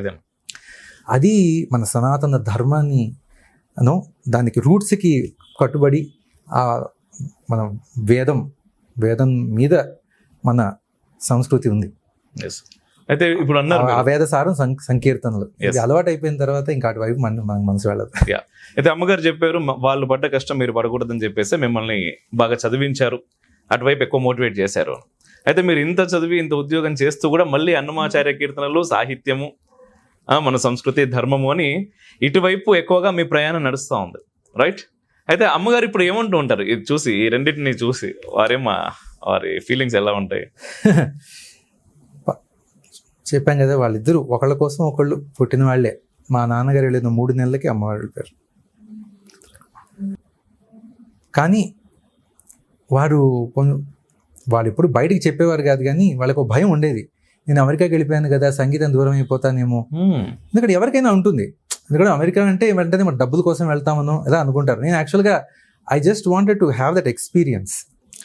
ఎందుకంటే ఇప్పుడు నేనున్న కంప్యూటర్ ఫీల్డ్లో ఇక్కడికంటే అక్కడ ప్రాజెక్టులు కానీ, అక్కడ చేసే పని మంచి పని, ఇంకో బాగా నేర్చుకోగలిగే పని అన్న భావనలో అక్కడ నేను I have much more to learn from the other side and understand the culture. All these there are many motivations for me to venture. ఇక్కడ 10 ఏళ్ళు ఉద్యోగం చేసి వెళ్ళాను. ఇట్స్ నాట్ లైక్ నేను చాలా మంది చదువుకొని వెళ్ళిపోయి అక్కడ సెటిల్ అయిపోతారు. నేను సెటిల్మెంట్ కూడా కదా, I will never say settle also. ప్రస్తుతానికి ఆ కంట్రీలో ఉన్నాను. ఆయన ఎన్ని రోజులు నన్ను అక్కడ ఉండదలుచుకుంటే అన్ని రోజులు ఉంటాను. ఆయన అయిపోయింది సార్ ఇక్కడికి వచ్చేసేయంటే వచ్చేస్తాను. అది ఏదో విధంగా అవుతుంది. లేదు అక్కడే ఉండి నేను చేయాల్సిన సేవ చేయాల్సి ఉంటే అలాగే జరుగుతుంది. అది అంతా దైవేచ్ఛ. కానీ నేను వెళ్ళి ఎప్పుడు కూడా సంగీతం అక్కడి నుంచి రికార్డింగ్స్ పాడి పంపిస్తూ ఉన్నాను. చెప్పాను కదా, అది ఇప్పుడు సెస్వి రికార్డింగ్ ప్రాజెక్ట్ వారికి 100 సంకీర్తనలు దగ్గర నా గొంతులో రికార్డ్ అయిపోయాయి. నేను ఎప్పుడు లెక్క పెట్టలేదు, ఎందుకో మొన్న ఎప్పుడో అసలు ఎన్ని పాడాను ఏమిటో లెక్క వేసుకొని చూస్తే అమ్మ ఇన్ని పాటలు ఎప్పుడు పాడాను అసలు అని అనిపించింది. అంత నాన్నగారు పుణ్యం. నాన్నగారు ఒక వయసు వచ్చి నేను ఓకే బాగా పాడుతున్నాను, తర్వాత నాకు ఒక ఆల్బంలో 1-2 పాటలు నాన్నగారు పాడించడం, నాన్నగారితో కలిసి కొన్ని డ్యూయెట్లు పాడించడం, అలాగే వాళ్ళ శిష్యురాలు బుల్లమ్మ గారు ఆవిడతో కొన్ని డ్యూయెట్లు పాడించడం, ఇలా దాదాపు 100 కీర్తనలు. అలాగే నాన్నగారు లాస్ట్ ఆల్బమ్ అది నాన్నగారు ట్రాక్స్ పాడేశారు కానీ అది అవల అది చివరికి మొత్తం పూర్తి నేను చేశాను. దానిలో 5 పాటలు నేను పాడి మిగతా ఇతర కళాకారుల దగ్గర కొన్ని పాడించి. కానీ పాయింట్ ఏంటంటే అన్నమాచార్య సంకీర్తనలకి, ఎందుకంటే అది చెప్పాను, అవి ఆ సంకీర్తనలతో పెరిగిన వాడిని, ఆ సంకీర్తన లేకుండా బతకలేను. అందువల్ల నేను వృత్తి ఏదైనా నాకు దిక్కు సంగీతం, అన్నమాచార్య సంకీర్తనలే. బాగుంది. నా జీవితానికి ప్రయోజనం సార్థకత ఉండదు వితౌట్ దిస్. బాగుంది. ఇంకా మీరు ఎన్నో చేయాలనుకుంటున్నాం. ఈ 100 పక్కన ఇంకో 2-3 సున్నాలు రావాలి. అండ్ ఇప్పుడు ఒక్కసారి నాన్నగారి దగ్గరికి వెళ్తాం. మళ్ళీ వారు ఎన్నో కీర్తనలను స్వరపరిచారు, ఎన్నో పాడారు, చాలా అద్భుతమైనటువంటి కీర్తనలు. ఇప్పటికీ అన్నమయ్య అనగానే వారి పాటలే ముందు వస్తూ ఉంటే వింటూ ఉంటారు. అయితే ఎన్ని కీర్తనలు స్వరపరిచినా కూడా ఏదో ఒక కీర్తనకి అంటే కష్టపడ్డటువంటి సందర్భం ఉంటుంది. కష్టం అంటే ఇది వేరే రకమైనటువంటి కష్టం. సో ఇప్పుడు చాలా మంది స్వరపరుస్తున్నారు. ఈ స్వరపరచడం అనేది ఇట్స్ ఎ గిఫ్ట్, అది ఒక కళ. అంటే సంగీతం వచ్చినంత మాత్రాన ఇప్పుడు కాస్త స్వరజ్ఞానం ఉంటే, ఇప్పుడు మీరు కాస్త స్వరజ్ఞానంతో మీరు కొంచెం పాడగలిగిన ఒక సాహిత్యాన్ని చూసి మీరు ఏదో ఒక పాడగలరు. పాడేంత మాత్రాన దానికి జస్టిఫైడ్, దానికి కావాల్సిన స్వరూపం, నిండుదనం, దానిలో ఉన్న భక్తి రసం ఎదుటి వాళ్ళకి వింటున్న శ్రోతలకు వెళుతుందా, ఇన్ని డైమెన్షన్స్ ఉంటాయి వాటికి. అవి మరి ఎలా అది వాడి సంగీతజ్ఞులు బాగా అంటే సాహిత్యం మీద ఒక అవగాహన, కమాండ్ ఉండి దాన్ని అర్థం చేసుకొని సంగీతం కూడా బాగా జ్ఞానం ఉండి చేసిన వాళ్ళకు మాత్రం అటువంటి ట్యూన్సే కొంచెం మనకు వినంగానే దానిలో ఉన్న రిచ్నెస్, దానిలో ఉన్న పక్వత, అంటే ఇట్స్ అ పర్ఫెక్ట్ మ్యారేజ్. సాహిత్యం, సంగీతం, ఈ సంగీతం కోసం ఈ సాహిత్యం, ఈ సాహిత్యం కోసం సంగీతం అన్నట్టుగా ఉంటాయి. That's a perfect marriage. అది క్లిక్ అవ్వాలి. అది క్లిక్ అయిన శాతంలో నాన్నగారిది. అందుకే hundreds of his compositions are popular today. నిజం. ఏదో ఒకటి పాట 10 పాటలు లిస్ట్ వేసుకుంటూ పోతే పిడికిట తలంబ్రాల పెండ్లి కూతురు అలా పొద్దులేసి పూజ చేస్తే షోడశ కళానిధికి షోడశోపచారములు. అందుకే ఆయన సంగీతం ప్రతి చోట వెళ్ళిపోయింది. ఎందుకంటే ఆయన టచ్ చేసిన సాహిత్యాలు, వాటికి ఆ వచ్చిన పక్వత, రసం, అది అలా నిలిపాయి. వీటికి నాన్నగారి philosophy, school of thought is extremely crystal clear from day one. సాహిత్యమే సంగీతాన్ని నిర్ణయిస్తుంది. అందువల్ల ఆయన సాహిత్యాన్ని అర్థం చేసుకొని దీనికి ఎంత సంగీతం అవసరం అవుతుంది, అప్పుడు ఓకే. ఇప్పుడు కొన్ని సంగీతపరంగా చేయాలి అన్నప్పుడు సంగీతపరంలో సంగీతం, శాస్త్రీయ సంగీతం దగ్గరికి వచ్చేటప్పటికి యూ హ్యావ్ బోల్డ్ రాగాలు. సో అన్ని ఇప్పుడు అన్నమాచార్యులు వారేమో 96 రాగాలు వాడారు. వాటిలో కొన్ని రాగాలు అసలు ఇప్పుడు ఎలా ఉంటాయో మనకు తెలియదు. ఎందుకంటే ఆయనకి శిష్య పరంపర లేదు. సో మనకు రాగాల పేర్లు తెలుసు కానీ రాగ మూర్ఛనలు తెలియదు మనకి. అలాగే కొన్ని రాగాలు అప్పుడు వేరే పేర్లతో పిలువబడి ఉండొచ్చు, మేబీ అది కూడా ఉండొచ్చు. అందువల్ల అన్నమాచార్యుల వారు ఆయన ఎలా పాడారో మనకు తెలియదు. సో రాగం సూచన, రాగరేఖల మీద ఇది పాట, ఇది రాగం ఉంటుంది.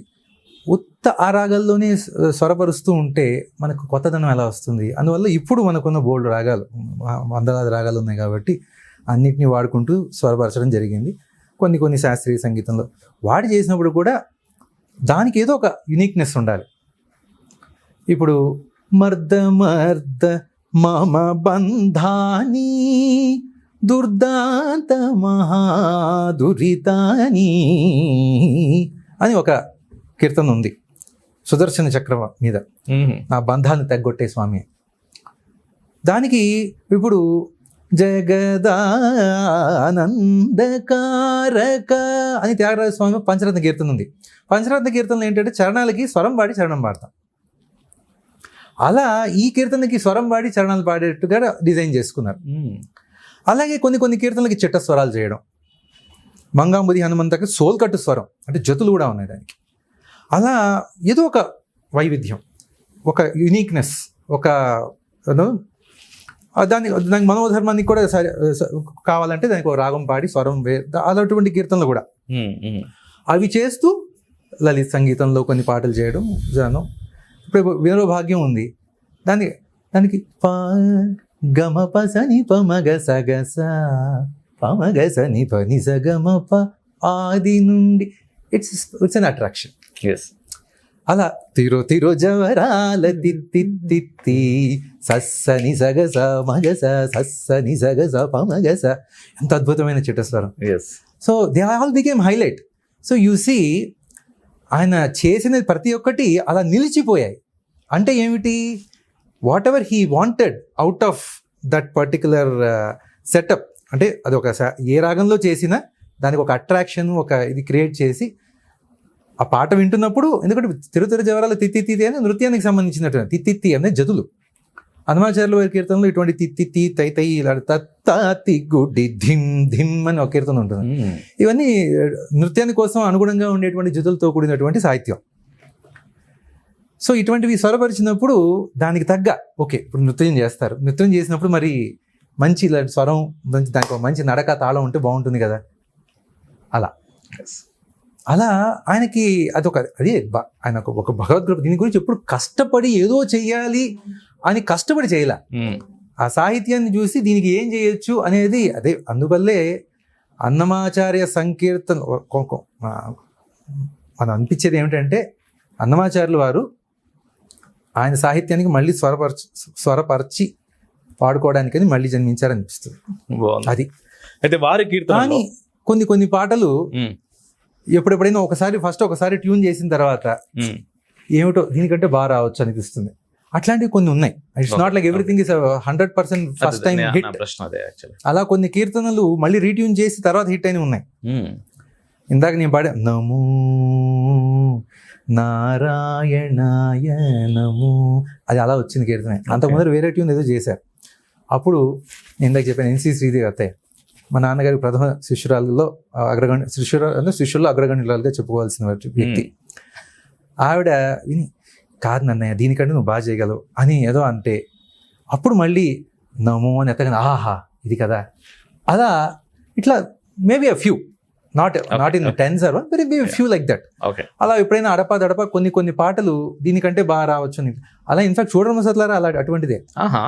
మా నాయనమ్మ విని ఫస్ట్ చాలా బాగుంది, నాన్నగారు చేశారు, మోహన్లో ఏదో చేశారు, అది ఏం చేశారో నాకు గుర్తులేదు. ఎందుకంటే నాయనమ్మకు వినిపించారన్న విషయం నాకు తెలుసు కాబట్టి.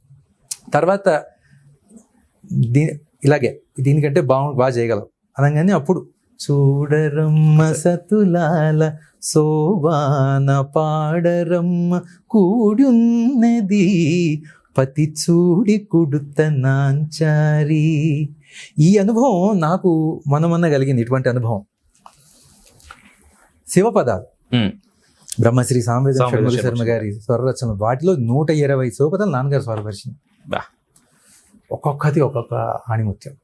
అది శివపదాలకు పెద్ద thousands of lakhs of people who are like ardent fans and devotees of Shivapadam. దానికి ఉన్న సాహిత్యం, ఔన్నత్యం, దానిలో ఉన్నట్టు విషయం, భక్తి రసం, ఇవన్నీ విపరీతం. దానిలో నాన్నగారి స్వరరచనకి చెప్పాల్సింది అది. ఒక లాస్ట్ ఆల్బమ్ ఈ 2025 ఫిబ్రవరి ప్రాంతంలో నాన్నగారికి ఒక 10 పాటలు చేరాయి. ఓకే.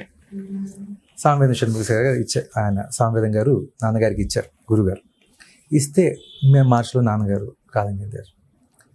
అప్పుడు దానికి ముందర ఆల్బమ్ యాక్చువల్గా కలిగినది ఇదియే కాశీ యోగం అని పాట. నాన్నగారిని 12 రోజుల అస్థికలు అవి తీసుకుని కాశీకి వెళ్ళినప్పుడు నాకు మనసులో ఆ పాట కలిగినది ఇదియే కాశీ యోగము అని ఆ పాట నాకు మనసులో అది ఎందుకు అది ఏమిటో ఆ కరెక్ట్గా లాస్ట్ ఆల్బమ్ అది అవ్వడం ఏమిటో అని ఆయనకి గురుగారికి చెప్పి నాకు ఇదే అనిపించింది మనసులో, ఆ పాటే వస్తూనేది. అని నా బాధ చెప్పుకున్నాను. ధైర్యంగా ఉండాలి, నీకు ఆయన అనుగ్రహం ఎప్పుడు మంది ధైర్యం చెప్పారు. అని నేను నాన్నగారికి ఈ 10 పాటలు ఇచ్చాను. అది ఇంకా స్వరం చేయలేదు నాన్నగారు. నువ్వు చేస్తే ఆయన చేసినట్టు ఉంటుంది అని చెప్పి నా చేతిలో పెట్టారు. అది అప్పుడే నేను దానికి స్వరరచనలు అప్పుడే మొదలు పెట్టాను. నేను తిరుపతిలో ఉన్నప్పుడే అలా నాన్నగారు కూర్చున్న ప్లేస్లో అలా కూర్చొని చూస్తూ నా చేతికి ఎందుకు ఈ సాహిత్యాలు వచ్చాయి అసలు. ఆ సాహిత్యాలు చూస్తూ ఉంటే వా, శ్రీశైలనాథాయ నమః శివాయ, ఈశాయార్ధనారీశాయ శంభవే. ఈ సాహిత్యం నా చేతికి ఎందుకు వచ్చింది అసలు? నాకు వెంటనే చూడంగానే ఇలా రావడం ఏంటి సంగీతం, అదేమిటో నాన్న ఇలా చెయ్యి అని సూచించి నా స్ఫురింపజేశారా అనిపిస్తుంది నాకు. అవన్నీ వింటుంటే నాన్నగారు స్వరరచనలే అనిపిస్తాయి నాకు ఇప్పుడు వింటుంటే, నాకు అనిపించవు. అద్భుతం. అలా చేస్తూ ఆ ఆల్బంలో అన్ని పాటలు నేను అయిపోయాయి, చక్కగా స్వరపరచడం అయిపోయింది. కానీ ఒక్క పాటకి ఏ రాగంలో పాడినా బాగుంది. సర్వలోక శరణ్యుడి శంభుడు, సర్వలోక శరణ్యుడి అని మోహన్లో చేసినా బాగుంది. కానీ మనసుకి కాదు, ఇది కాదు, దీనికి ఇది కరెక్ట్, ఏదో కావాలి, ఏదో ఉందిరా, ఇది కరెక్ట్, ఇంకా ఏదో రావాలి. అలా ఎన్నో రాగాలు, ఏ రాగంలో పాడినా బాగుంది. సాహిత్యం సింపుల్గా ఉంది, చాలా చక్కగా రక్తి కట్టేస్తుంది. ఏ రాగంలో పాడినా బాగుండేది. కానీ అలా ఆలోచిస్తూ సడన్గా సర్వలోక శరణ్యుడి శంభుడొక్కడే, సర్వాణీనాథుడి సుపర్వవంద్యుడు, సర్వలోక శరణ్యుడి శంభుడొక్కడే అని ఆనంద భైరవిలో కుదిరింది. అది ఆనంద భైరవి ఒక్కసారి నేను సగరిగమప ఏదో అనుకొని, సర్లే ఆనంద భైరవిలో సర్వలోక అని అలా పాడుతూనే ఆహా ఇది కదా అనిపించేసింది నాకు. అంటే ఇందాక నాన్నగారి గురించి మనం కొన్నిసార్లు అంటే మనకే తెలుస్తూ ఉంటుంది ఏంటో దీనికి పర్ఫెక్ట్ మ్యారేజ్ అనేది అది మనకి తడుతూ ఉంటుంది. అది చివరికి ఏమైంది, that was the title song, సర్వలోక శరణ్యుడు అని ఆల్బమ్ టైటిల్. నేను చేసిన ఆల్బంలో చేసిన ఆఖరి ట్యూన్ అది. ఎందుకంటే నేను ముందర నాకు ఏవో అనిపించాయి కానీ నాకు తృప్తి కలగల. చివరికి ఆనంద భైరవిలో చేయగానే అప్పా అనిపించింది, అది కరెక్ట్గా టైటిల్ సాంగ్ అయింది. సో ఇందాక అదే ట్యూన్స్ ఒక్కొక్కసారి మనకి ఎప్పుడైనా కష్టపడతామా అంటే అది కష్టం కాదు, అన్నీ సులువుగానే వస్తాయి. కానీ ఒక్కొక్కసారి ఇంకా బాగా రావచ్చు అని ఏదో అనిపించి, అది మనకే అనిపించో మన వాళ్ళు చెప్పడం వాళ్ళనో దానికి ఇంకొక రూపు వచ్చి అది చివరికి అలా నిలిచిపోతుంది. ఓకే, మీకు చాలా కష్టంగా అనిపించినటువంటి కీర్తన ఏదో ఉందా? అంటే నాన్నగారు స్వరపరిచిన వాటిలో ఎంత కష్టంగా ఉంది ఇది మనం పాడడానికి కూడా ఎప్పుడు అలా అనిపించింది. అంటే నాకు అది భగవదానుగ్రహం, మన తల్లిదండ్రుల భిక్ష. ఆ సంగీతం అలా వచ్చేసింది, అద్భుతం. అందువల్ల నాకు ఇన్ఫాక్ట్ ఏ పాట అయినా నాన్నగారి గొంతులో వింటేనే వెంటనే డైజెస్ట్ అవుతుంది. ఇంకొక లెవెల్ పాడిన తర్వాత నాకు ఎక్కువ టైం పడుతుంది అది నేర్చుకోవడానికి. అంటే ఇట్స్ మై డిఎన్ఏ. నా డిఎన్ఏ ఏమిటి అంటే మా నాన్నగారి సంగీతం, అన్నమాచార్య సంగీతం. అది ఆయన గొంతులో ఒక్కసారి వినంగానే మొత్తం టక నా బ్రెయిన్లో ట్యూను సాహిత్యం అంతా వెళ్ళిపోతుంది. అది ఇంకొకరు ఎవరైనా చేస్తే చాలా కష్టపడి ఏదో అది somehow it is been like that. వారు ఎక్కువ కష్టం అంటే పాడేటప్పుడు కష్టం అని, కానీ మంచి ఛాలెంజింగ్ కీర్తనలు నాన్నగారు బ్రహ్మాండంగా స్వరపరిచారు. అవి అంటే డిపెండ్స్ ఆన్ హౌ మన దానికి మంచి ఒక విగర్తో ప్రజెంట్ చేసినప్పుడు ఇట్ విల్ ఫీల్ ఛాలెంజింగ్. కానీ సాధన బట్టి ఉంటుంది. If I'm not warmed up and presenting it suddenly I may struggle. అంతే కదా, అది ఎందుకంటే because I'm not warmed up. మంచి పాడుతూ మంచి ఫామ్లో ఉన్నప్పుడు ఏ కీర్తన బ్రహ్మాండంగా అది వెళ్ళిపోతుంది. నాన్నకి ఇప్పుడు ఇందాక గణేష్ కృత్యమని మాల అన్నారు, దానిలో యోగ గణపతి రవతు మాం, యోగ గణపతి రవతు మాం, యోగారూఢో మూలాధారస్థిత సదా ధ్యాన జపతత్పరో యోగ గణపతి రవతు మాం, యోగారూఢో మూలాధారస్థిత సదా ధ్యాన జపతత్పరో యోగ గణపతి రవతు మాం అని బ్రహ్మాండంగా ఉంటుంది కీర్తన. ఇది అంటే ఆ యోగ గణపతి నేను అలా ధ్యానించి ఇలా ఇంకా if you lose your self in to that song, అది వింటున్నప్పుడు ఏమిటితో ఇట్లా ఉంది, ఒక ఉధృతంగా ఉంది అనిపిస్తుంది. Yes. కానీ అది మనం ఆ సంగీతాన్ని కంప్లీట్గా జీర్ణించేసుకొని ఇంకా మంచి ఫామ్లో ఉన్నప్పుడు పాడినప్పుడు అంత ఏం అనిపించదు. గొంతు ఏమైనా మన గొంతు ఇబ్బంది పెడితే అప్పుడు దిర్ విల్ బి సమ్ ఛాలెంజెస్. మన ఆరోగ్య పరిస్థితులు బట్టో ఒళ్ళు బాగాలేకుండా గొంతు అప్పుడు that's different kind of challenge. But otherwise బాగుంది. అయితే ఈ రోజు ఒకసారి మన మ్యూజిక్ విషయానికి వస్తే, మ్యూజిక్ అనేది అంటే శాస్త్రీయ సంగీతం దగ్గర నుంచి సినిమాటిక్, అటు నుంచి వెస్టర్న్ నుంచి మళ్ళీ వెస్టర్న్ ఫ్యూజన్ కనెక్ట్ అయ్యి మళ్ళీ శాస్త్రీయ సంగీతాన్ని ఫ్యూజన్ లో రైట్ జనాల్లో పడి తీసుకెళ్లే ప్రయత్నం చాలా Right. పెద్ద స్థాయిలో జరుగుతుంది. అవును. అండ్ ఇప్పుడు భజన్ క్లబ్బింగ్స్ అనేటువంటి ఒక ట్రెండ్ కూడా ముఖ్యంగా Yes. భారతదేశంలో రైట్ యూత్ చాలా ఎక్కువ స్థాయిలో అట్రాక్ట్ అవుతున్నారు. చాలా పెద్ద సంఖ్యలో ఈ భజన్ క్లబ్బింగ్స్ కూడా జరుగుతున్నాయి. రైట్ అంటే ఈ భజన్ క్లబ్బింగ్స్ లో మెయిన్ అదేంటి అంటే ఇది ఈ వెస్టర్న్ అంటే ఈ ఫ్యూజన్ టైప్ ఆఫ్ సాంగ్స్ కీర్తనల్ని మనం కొంచెం ఫ్యూజనైజ్ చేసి పాడడం. రైట్ సో ఇప్పుడు నాన్నగారు ఎన్ని కీర్తనలు స్వరపరిచినటువంటి 1000 కీర్తనలు ఉన్నాయి. అండ్ మీరు కూడా ఎన్నో కీర్తనలు పాడుతున్నారు, స్వరపరుస్తున్నారు, రైట్? ఈ ఫ్యూజన్ వైపుకి నాన్నగారి కీర్తనలను తీసుకెళ్ళి మళ్ళీ రిలీజ్ చేయాలి, రీమోడలింగ్ చేసి అలాంటి ఆలోచనలు ఏమైనా ఉన్నాయా ఇప్పుడు ఉండేటువంటి యూత్ కి మళ్ళీ వాటిని కనెక్ట్ చేసేలాగా? ఎస్, బట్ సోల్ మిస్ అవుతా ఏంటంటే మా నాన్నగారు కన్ఫ్యూజన్ అనేవారు. కన్ఫ్యూజన్ అదే ఏమిట్రా కన్ఫ్యూజన్, అది ఫ్యూజన్ అన్నారు, కన్ఫ్యూజన్ అనేవారు. ఓకే. అంటే ఆ ఫ్యూజన్ పేరుతో మీరు ఎంత మాత్రం ఒరిజినాలిటీ మెయింటైన్ చేస్తారనేది కూడా ఉండాలి. తప్పకుండా. మీరు ఫ్యూజన్ పేరు మీద కంప్లీట్ గా దాన్ని అసలైన స్వరూపాన్ని మార్చేశారనుకోండి, అది అన్యాయం. అందుకే కన్ఫ్యూజన్ అనేవారు. కానీ ఇప్పుడు ఫ్యూజన్ అనేది దర్ ఆర్ డిఫరెంట్ లెవెల్స్. ఇప్పుడు మనం వినే సంగీతం, రోజు వినే సంగీతంలో కొత్త వచ్చే ఆల్బమ్స్లో మీకు తెలియకపోయినా there is so much of fusion already. నిజం. వైలన్ ఉంది, మనం వైలన్ని మనం శాస్త్రీయ సంగీతం ఇన్స్ట్రుమెంట్గా యాక్సెప్ట్ చేసాం. It's a German instrument. ఎవరో దానికి ఉన్న వాయిద్య ధర్మం బట్టి మన ముత్తుస్వామి దీక్షితుల వారి నాన్నగారు అనుకుంటా, ఆయన I may be mistaken, but అది మన శాస్త్రీయ సంగీతానికి బాగా అది అనుగుణంగా ఉంటుంది because of that open fret model.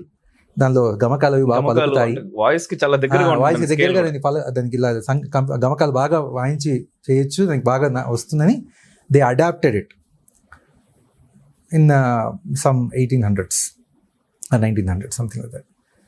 So point being, అలా from different points in time మనకి డిఫరెంట్ వాయిద్యాలు మన సంగీతంలోకి ఎంటర్ అవుతాయి. ఇప్పుడు మనం కీబోర్డ్ వాడుతున్నాం. Keyboard is an electronic instrument. Keyboard వాడినప్పుడు వాళ్ళు ఒక మెలడీ కోసం టోన్స్ వాడచ్చు, ఆర్టిఫిషియల్ టోన్స్ లేదా స్ట్రింగ్ లాగా, but they may be playing cards also. Cards అనేది కంప్లీట్లీ వెస్టర్న్ కాన్సెప్ట్.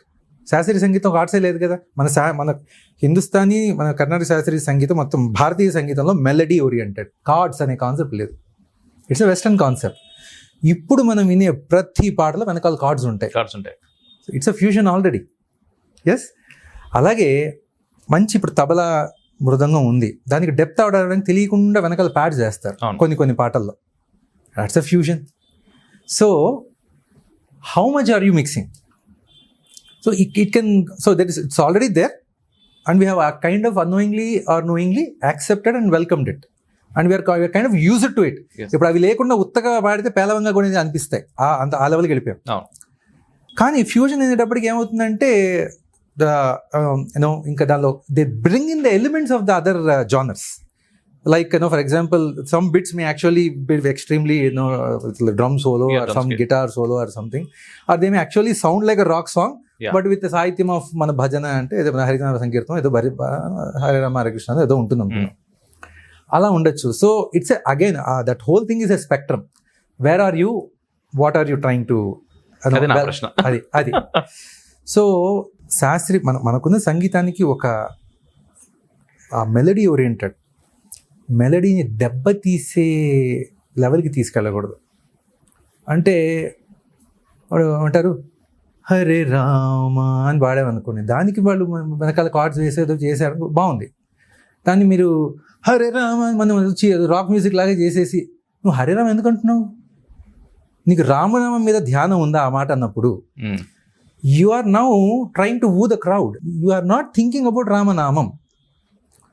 సో ఆ రామనామం అన్నందుకు ఏదో పుణ్యము దాని ఫలితం ఉంటుంది కాక, కానీ నువ్వు రామరసాన్ని అనుభవించావా అక్కడ, that is very hard to draw the line. మీరు ఏమైనా చెయ్యండి, భాషని, భక్తిని, భక్తి రసాన్ని, అనుభూతిని దాన్ని దెబ్బతీసే లెవెల్కి తీసుకెళ్ళి దానికి క్లబ్బు, రాక్ పేర్లు పెట్టేస్తే అది అన్యాయం చేసిన వాళ్ళు అవుతాం. అంటే then don't try to justify that is Indian music and then the new generation is somehow benefiting from it. రాగరసాన్ని ఎక్కడ అనుభవించావు దాన్ని? ఇది ఎంత ఎందుకు వచ్చింది అంటే the new generation they are so westernised, వాళ్ళకి ఎగిరి గంతేస్తే తప్ప అది ఆ సంగీతం వాళ్ళకి they want no the feel vibe అంత కావాలి. కూర్చొని స్థిరంగా అనుభూతి చెందే కుదరలేదు అంటే ఒక విషయం ఇక్కడ చెప్పండి. అదే మనం ఫస్ట్ ఇనిషియల్ గా మనం మాట్లాడుకున్న దాంట్లో ఏంటంటే అన్నిటికీ మించినటువంటి ఆ తత్వాన్ని తెలుసుకునేటటువంటి ప్రయత్నం మనకు దూరం చేస్తున్నారు, దూరం చేసేసారు. తిరిగి అటువైపు ప్రయాణం మొదలైంది ప్రస్తుతానికి. ఆ ప్రయాణంలో ఏంటంటే ఇంకా చాలా దూరం వెళ్ళాలి. ఎందుకంటే మీరు అన్నట్టుగా కూర్చున్న దగ్గరే ప్రపంచాన్ని చూసినటువంటి మహర్షులు ఉన్నారు మన దేశంలో. వాళ్ళకి ఏ స్కోపులు లేవు, ఏ డబ్బులు అవసరం లేదు, ఎక్కడికి అవసరం లేదు. కూర్చున్న దగ్గర కేవలం ధ్యానంతో scientist with no equipment or instruments, ధ్యాన దృష్టితో మొత్తం సృష్టిని ఎరిగినటువంటి వారు. అంతటి తపోశక్తి ఈ భూమి మీద ఉన్నది. కానీ ఏంటంటే దురదృష్టవశాత్తు అవన్నీ మనకు దూరమైనాయి.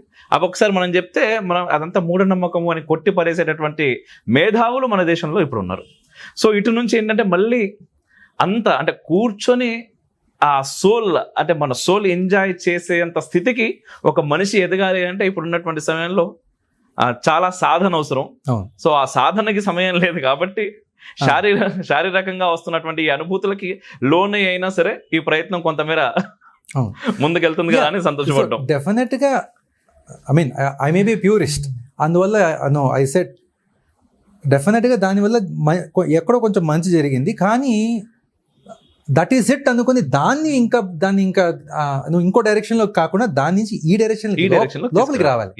దాని నుంచి ఇంకా బయటకు వెళ్ళిపోయారు అనుకోండి, you're more detached from the source. So use that to bring everybody towards the source and bring your own music towards the source slowly. So it's a journey. As long as ఆ consciousness, ఆ effort ఉన్నప్పుడు it's okay. ఇంకొకటి, ఇప్పుడు పాట బట్టి కూడా ఉంటుంది. తననాహి అనుకోండి, తననాహి కొంచెం మంచి జబర్దస్త్గా ఉంటుంది కాబట్టి దానికి మంచి డ్రమ్స్ వేసుకొని మీరు దానికి గెంతులు వేసుకుంటూ పాడిన అన్నమాచార్యుల వారు ఏమనుకోరు ఆయన. ఎందుకంటే సరే వీళ్ళకి దానిలో ఉన్న సాహిత్యం మెల్లగా ఎక్కుతుంది కాబట్టి కాస్త జ్ఞానం వస్తుంది అనుకుని భగవంతుడు, వాగ్గేయకారులు వచ్చి దీన్ని ఆపరు. కానీ ఇది becomes food for the next generation. ఇప్పుడు మనం ఇంత సంగీతాన్ని ఎందుకు ఆస్వాదిస్తున్నాం అంటే వాగ్గేయకార సంపద. అన్నమాచార్యుల వారు, రామదాసుల వారు, పురంధరదాసుల వారు, త్యాగరాజాది వాగ్గేయకారులు వాళ్ళు ఇచ్చిన సంగీత సంపద, సాహిత్య సంపదతో ఇప్పుడు మనం we're connected to the roots of our Sanatana Dharma and వేదాన్ని పట్టుకొని మనం ఉన్నాం. ఇప్పుడు దీని నుంచి we have to be very careful. What is the source? మనం ఇప్పుడు సంగీతాన్ని వినే మనం ఇప్పుడు నేను అన్నమాచార్య సంకీర్తనలు వింటూ పెరిగాను కాబట్టి నేను ఇక్కడ కనెక్టెడ్గా ఉన్నాను. అదే చిన్నప్పటి నుంచి నేను సినిమా పాటలే విని పెరుగుంటే నేను సినిమా పాటలే అవుతుంది. సో అప్పుడు now what is my kid trying to get వాళ్ళ kids. So as generations pass there is always dilution, there is always evolution, everything happens. So we have to have some level of conscience and responsibility. అవి ఉంచుకొని మనం చేస్తున్నంత వరకు ఉంచుకొని ఎక్కడ దాకా and have that boundaries. And అది పట్టేసుకుని ఇంకా అదే అవి ఉంచుకున్నాము అంటే బౌండరీ ఖచ్చితంగా ఆటోమేటిక్ గా పరిధి వచ్చేస్తుంది. పరిధి పెట్టుకొని కానీ ఇప్పుడు నేను for to be honest I tell you, I love gods. నాకు అసలు పాట అంటే ఏ పక్క వాద్యం అక్కర్లా, శృతి, సాక్షాత్కారణి సద్భక్తి సంగీత జ్ఞాన విహీనులకు మోక్షము గలదా. త్యాగరాజ స్వామి వారి కీర్తన. దీనికి మీరు కార్డ్స్ జస్ట్ అలా వేశారంటే అబ్బా అని కళ్ళ, అంటే ఇట్ జస్ట్ ఎన్రిచెస్. అవును, ఖచ్చితంగా feel. You see, as long as something is enriching the feel, it is totally fine. Don't make it deter or pollute and drive it towards the other direction. అందువల్ల నాకు I'm totally fine with fusion as long as it is enriching experience. అంతే అంతే. And నాకు కూడా I love cards. నాకు నిజంగా చెప్పాలంటే I want to just record every song possible with just voice and cards. That's my dream. చాలా బాగుంటుంది, చాలా బాగుంటుంది. చాలా మంది మాలాంటి వాళ్ళు వినడానికి కూడా ఇష్టపడతారు వాటిని. Yes yes sir. అండ్ మీరు ఎక్కువగా అంటే నాన్నగారి కీర్తనలో మీకు చాలా నచ్చి, అండ్ ముఖ్యంగా అట్ ద సేమ్ టైం హనుమాచార్యుల వారి సాహిత్యం, ఆ సాహిత్యము ఆయన నాన్నగారు స్వరపరిచినటువంటి విధానం, ఈ రెండు మేళవింపులో మీకు బాగా నచ్చినటువంటి కీర్తన ఏంటి అంటే ఏం చెప్తారు? ఒకటి చెప్పడం కష్టం. ఒకటే చెప్పమంటే చాలా కష్టం. ఎందుకంటే ఇప్పుడు నాకు ఇందాక పాడిన నమో నారాయణాయ నమో నారాయణాయ సగుణ బ్రహ్మణి సర్వపారాయణాయ శోభనమూర్తయే నమో నారాయణాయ నమో. It's an extremely transcendental experiencing the whole divinity of Narayana మంత్రం. ఇది పాడుతున్నప్పుడు ఇదొక ఎక్స్పీరియన్స్. అలాగే నీ కథామృతము నిరత సేవన నాకు చేకొనుట సకల సంసేవనం బటుగాన నీ కథామృతము అని బేగడల నాన్నగారు ఒక హనుమాచార్య కీర్తన చేశారు. నాకు ఇది ఎందుకు ఇష్టం అంటే, ఇది ఏ మంత్రరాజము నాకు నే ప్రొద్దు, ఇది ఏ వేద సంహిత పాఠము, ఇది ఏ బహుశాస్త్రమెల్ల చదువుట నాకు, ఇది ఏ సంధ్య నాకిది ఏ జపమటుగాన నీ కథామృతము. ఏం చెప్పాడు హనుమాచార్య గారు. ఇప్పుడు చెప్పండి ఏది ఎంచుకోమంటారు? ఇలా ఏ పాటకు ఆ పాట దానిలో ఉంటూ ఒక భావ సౌందర్యం, సాహిత్య సౌందర్యం, భాషా సౌందర్యం, భక్తి విశేషం, దానికి స్వర రచన నాన్నగారు ఇచ్చినట్టు దాని సామర్థ్యంలో ఉన్నటువంటి వైవిధ్యం. there are so many aspects to fall in love with a composition. It's very hard to pick one. But నాకున్న ఒక గోల్ ఏమిటంటే, ఇందాక చెప్పిన నమో నారాయణాయ, I want thousands of voices to sing this in unison. Wow. At a global stage. That's my dream. అద్భుతం. I want to make it happen. And I feel వెనుబలం ఇదిగో విష్ణు కథ ఆయన చూసుకుంటాడు. అది అలా ఏ విధంగా జరగాలో, ఎలా జరుగుతుందో అది జరిపిస్తాడు. ఎందుకంటే అది అది మహామంత్రం. నా అదృష్టం ఏమిటంటే దానికి 5 చరణాలు ఉండడం నా అదృష్టం. ఏంటంటే నాన్నగారు 3 చరణాలు స్వరపరిచారు. నాకు 5 ఉన్నాయని నాకు తెలియదు. ఎప్పుడో దాని సాహిత్యం చూస్తే ఇదేమిటి 2 చరణాలు ఉన్నాయా అనిపించింది. సో దానికి నిత్యాయ విబుధ సంస్తుత్యాయ నిత్యాధిపత్యాయ మునిగణ ప్రత్యయాయ అని ఒక చరణం, కరిరాజవరదాయ కౌస్తుభాభరణాయ మురవైరిణే జగన్మోహనాయ అని 4వ చరణం. దాన్ని మీరు రెండోదిగా పాడేవాళ్ళం. ఓకే. పాత్రదానోత్సవ ప్రథిత వెంకటరాయ ధాత్రీశ కామితార్థ ప్రదాయ. ఇలా మేము దశాబ్దాల కొద్దీ ఇలా పాడుతున్నాం. 3 చరణాలే పాడేవాళ్ళం. నాకు I think last year I think అది ముందర సంవత్సరం 2 చరణాలు కనిపించేటప్పటికీ కంటపడేటప్పటికీ దీనికి స్వరం పరచాలి. దానికి సో బికాస్ అది నాన్నగారు ఏంటంటే స్వరాక్షరం అంటారు, అంటే నిత్యాయ అంటే నీ స్వరం, ఆ అక్షరం నీ, స్వరం స్వరం నీ కూడా నీ. అక్కడ స్టార్ట్ అవుతుంది. కరి రాజ గరి సరిని అక్కడ స్వరాక్షరాలు ఉన్నాయి, గరి కరి కాగా. పాత్రదానోత్సవ పాసని సని పప అలా స్వరపరిచారు నాన్నగారు అనుకోకుండా. సో నేను దాన్ని ఒక సెంటిమెంటల్గా ఒక స్కోప్ నేను నిర్ణయించుకొని ఆ మధ్యలో ఉన్నటువంటి 2 చరణాలు, సరే ఇక్కడ ఫస్ట్ చరణం నీ అని, నెక్స్ట్ చరణం గాలో స్టార్ట్ అవుతుంది కాబట్టి శ్రీరాగంలో ఉన్నటి నీ సరిగా అని నీ సారి, ఆ సరి అనే స్వరాలు పట్టుకొని ఒక చరణం సాలో మొదలయ్యేట్టుగా ఒక చరణం రీలో మొదలయ్యేట్టుగా అది అనుకోకుండా అద్భుతంగా ఆ సాహిత్యాన్ని కుదిరింది.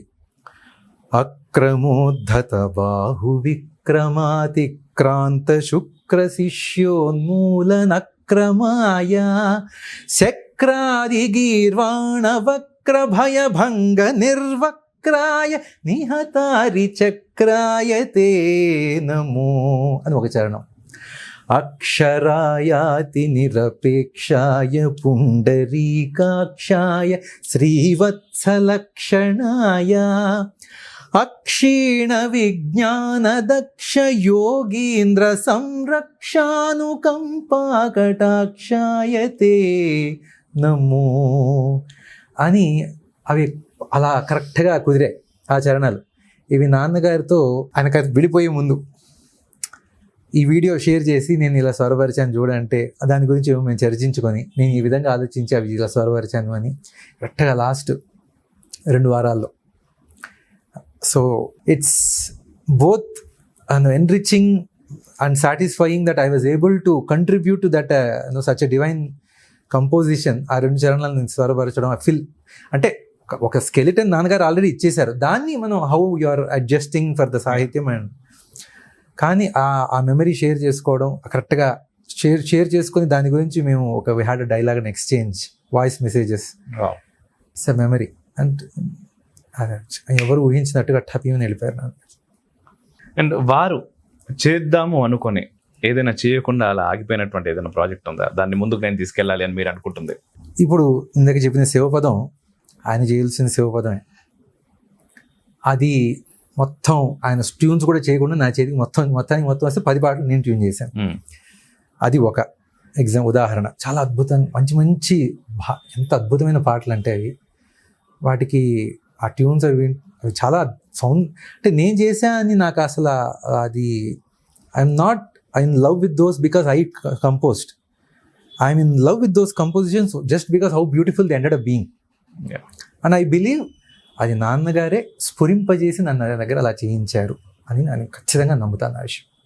ఎందుకంటే టప ట్యూన్లు వచ్చేసాయి, నేను దాని గురించి కష్టపడి వాళ్ళ రిలీజ్ అయిపోయింది. మొన్న శివరాత్రి రోజు ఎలా అయినా రిలీజ్ చేయాలని పని కట్టుకుని కూర్చుని నేను అది ఇంకా లాస్ట్ మూమెంట్లో రాత్రి బాళ్ళు మామూలుగా అది ఋషిపీఠం వారి ఆల్బమ్. సాంవేదం షణ్ముఖ శర్మ గారు గురువు గారు ఆయన ఏ శివపదం చేసినా అది ఋషిపీఠం తరఫునే రిలీజ్ అవుతుంది ఆ ధ్వని ముద్రిక. అది ఋషిపీఠం వారి వెబ్సైట్లో యూ హ్యావ్ టు పర్చేస్ చేస్తే you will get an email with a link to download the songs and that is how you get to listen them. But అది దాని గురించి చర్చలు జరుగుతున్నాయి. అవన్నీ కొంచెం మన మ్యూజిక్ ప్లాట్ఫామ్స్ మీదకి వచ్చేస్తే బాగా ఎక్కువ మంది వినేయడానికి ఒక అవకాశం ఉంటుంది అని వారు కూడా ఋషిపీఠం వారు కూడా కృషి చేస్తున్నారు. సో అది ఈ ఆల్బమ్ అదొకటి. కానీ నాన్నగారు యాక్చువల్లీ అనుకోకుండా he was working on a souvenir. ఎందుకో అదే చెప్తున్నాం కదా, he was working on a souvenir trying to put together. అంటే ఇప్పుడు ఎంతో మంది పెద్ద విద్వాంసులు నాన్నగారి గురువు గారు నేంద్రకృష్ణ గారి ఆయన భావాలు నాన్నగారి మీద పంచుకోవడం, ఉత్తరాలలో రాయడము, ఎప్పుడైనా ఒక ఫోర్వర్డ్గా పుస్తకం కోసం రాయడం. బాలమురళీ కృష్ణ గారు అలా ఒకసారి ఆంజనేయ కృతిమణి వాళ్ళకే ఫోర్వర్డ్ ఇచ్చారు. అలా మన వరప్రసాద్ రెడ్డి గారు ఆయన ఆత్మీయులు, నాన్నగారికి విపరీతం నాన్నగారు అంటే అభిమానం, మా కుటుంబం చాలా వాత్సల్యం ఆయనకి. ఆయన నాన్నగారి గురించి అన్న మాటలు అలా దాదాపు 100 మంది పెద్ద కళాకారులు, ఎమినెంట్ పర్సనాలిటీస్ మన వెంకయ్య నాయుడు గారు మా మీద విపరీతమైన వాత్సల్యం, ఆయనకి ఎంతో నాన్నగారు అంటే విపరీతమైన గౌరవం, అభిమానం. అలా వారందరూ నాన్నగారి గురించి రాసి పంపించారు. ఐదర్ ముందర పూర్వం రాసి ఉన్నవి, లేదు ఇప్పటికిప్పుడు దేనికోసం రాసి పంపించినవి. అలా మేము కూడా నాన్నగారి గురించి మా జర్నీ అదే విధంగా షేర్ చేసుకోవడం, ఇవన్నీ కంపైల్ చేసి నాన్నగారు trying to release souvenir somehow. Okay, అది కరెక్ట్గా ఆఖరి స్టేజెస్లో ఉండగా వెళ్ళిపోయారు. సో ఆ ప్రాజెక్ట్ నేను కంప్లీట్ చేసి ఒక 1 month, couple of months, ఒక 1 month I స్ట్రైవ్డ్ with the support of నాన్నగారి శిష్యులు ఉన్నారు, నా సోదరులు. అలా కొంతమంది వాళ్ళందరినీ వాళ్ళ సహకారంతో మొత్తాన్ని మేము కంప్లీట్ చేసి దానిలో నాన్నగారి లాస్ట్లో ఫొటోస్ అవి కూడా వేసి, లాస్ట్ రిచువల్స్ అవి వేసి రిలీజ్ చేసాం. ఓకే, ఇప్పుడు అది కాకపోతే అప్పుడు జస్ట్ అది ఫలానా టైంలో వెంకయ్య నాయుడు గారి చేతుల మీదుగా రిలీజ్ అవ్వాలి అని ఒక సెంటిమెంట్తో ఫస్ట్ వర్షన్ రిలీజ్ చేయడం జరిగింది. ఓకే, ఆ తర్వాత ఇప్పుడు మనకి నాన్నగారు పద్మశ్రీ ఈ న్యూస్ కూడా ఉంది. So now with the new updates అది ఇంకో రిలీజ్ అయిన తర్వాత అమ్మగారు వెళ్ళిపోయారు. So with all these additions we want to rerelease that souvenir. Probably will print more copies and we will try to make it accessible to everybody so that they can purchase in some form through a very easy way. But ఆ project కూడా కష్టం మేము చేస్తున్నాం, time పడుతుంది, but డెఫినెట్గా అది కూడా త్వరలో పూర్తి అవుతుంది. ఇది కాకుండా ఇంకొక ప్రాజెక్ట్ ఏంటంటే అన్నమాచార్య యొక్క కీర్తనలో ప్రాజెక్టు, దానిలో నాన్నగారు స్వరం పరిచేశారు. కానీ అది ఫైనల్ నాన్నగారు ఏ పాట పాడలే, ఊరికే రఫ్గా ఒక పాట ఒక చరణం పాడి మాకు రెఫరెన్స్కి పెట్టేసిన తర్వాత అది before it started we started mixing voices నాన్నగారు వెళ్ళిపోవడం జరిగింది. ఆ ఆల్బమ్ కూడా నేను పూర్తి చేయడం జరిగింది. అది ఇంకా రిలీజ్ అవ్వాలి, టీటీడీ వాళ్ళు రిలీజ్ చేస్తారు ఎనీ టైం. దానిలో కూడా నేను కొన్ని 5 పాటలు పాడడం నా భాగ్యం. దానిలో ఒక పాట అంటే నాన్నగారి రఫ్ ట్రాక్లో ఫస్ట్ నాన్నగారి గొంతు ఉంటుంది కదా, ఒక చరణం పాడితే నాకు లాస్ట్ పాట అది మిక్స్ చేస్తున్నప్పుడు నాకు కళ్ళలో నీళ్ళు వచ్చాయి. ఎంత బాగా పాడారు, I didn't want to touch it. నేను అన్నాను, సరే ఒక చరణం దాకా పాడారు కదా, ఇది ఉంచేసేయండి, నేను మిగతా పాడతాను, మీరు 2-3 చరణాలు పాడి లాస్ట్లో మీ ఇద్దరం కలిసి వచ్చేట్టుగా చేయండి అని చెప్పి ఆ పాట అలా డిజైన్ చేసి ఆయన మెమరీగా ఆ పాటలో ఆ ఫస్ట్ హాఫ్ ఆయన గొంతులో ఉంచేసారు. ఆ ఆల్బమ్ త్వరలోనే రిలీజ్ అవుతుంది, టీటీడీ వాళ్ళు రిలీజ్ చేస్తారు. ఒకసారి ఇప్పుడు మనం ఏదైనా అది వినొచ్చా మేము? ఇప్పటి మన్నన నాయందిట్టే నిలుగుమి తప్పక మిగుల నాపై దయదలచితివి, ఇప్పటి మన్నన నాయందిట్టే నిలుపుమి. ఈ పాట నాన్నగారి గొంతులో ఫస్ట్ హాఫ్ అంతా అలాగే ఉంచేసాం. ఇదే ఆల్బంలో నేను ఇంకా చాలా పాటలు పాడాను. దానిలో ఇన్ఫ్యాక్ట్ నాన్నగారి గొంతులో ఆల్రెడీ రికార్డ్ అయినటువంటి హానికాడవట అంతటికీ జానవు తెలియము సరిగొనవయ్యా అని నేంద్ర కృష్ణమూర్తి గారి ట్యూన్ ఇది. ఓకే, అది ఒక ప్రైవేట్ రికార్డింగ్లో చేశారు నాన్నగారు, టీటీడీకి రికార్డ్ అవ్వాల. అది కూడా నా అదృష్టం. నాన్నగారు నా గొంతులో ఎలాగో అయింది రికార్డింగు, ఈ ఆల్బంలో నీ గొంతులో రికార్డ్ చేద్దామని నా చేతికి ఇచ్చారు. అది నా అదృష్టం. అది ఆయన ట్యూను టీటీడీ వారి కోసం నా గొంతులో రికార్డ్ అయ్యి ఒక మెమరీగా అలా నిలిచిపోవడం అనేది భగవదేచ్ఛ, ఆయన ఒక వరం, నా అదృష్టం. బాగుంది. అండ్ వారి నుంచి మీరు పొందినటువంటి ప్రశంస, ఏదైనా విమర్శ? నాన్నగారు అబ్బో ఎన్నో విమర్శలు, ప్రశంసలు చాలా తక్కువ. అండ్ గుర్తుండిపోయే విమర్శ ఏదైనా? విమర్శ అంటే ఇప్పుడు నాకు చిన్నప్పుడు నాది ఒక జర్నీ. నా గొంతులో నాన్నగారు ఉన్నారు, అమ్మగారు ఉన్నారు. నాన్నగారిది గొంతులో ఒక మార్దం ఉంటుంది, సాఫ్ట్, చాలా హత్తుకునేట్లుగా చాలా సాఫ్ట్గా టెండర్గా ఉంటుంది నాన్నగారి వాయిస్. మా అమ్మగారి గొంతు ఖంగని ఘంటసాల గొంతులాగా ఆయన గొంతులాగా ఉంటుంది. ఓకే, అంటే అలా పాడితే మోగుతున్నాడు, స్ట్రాంగ్ వాయిస్. ఆ 2 క్వాలిటీస్ నా గొంతులో ఉన్నాయి.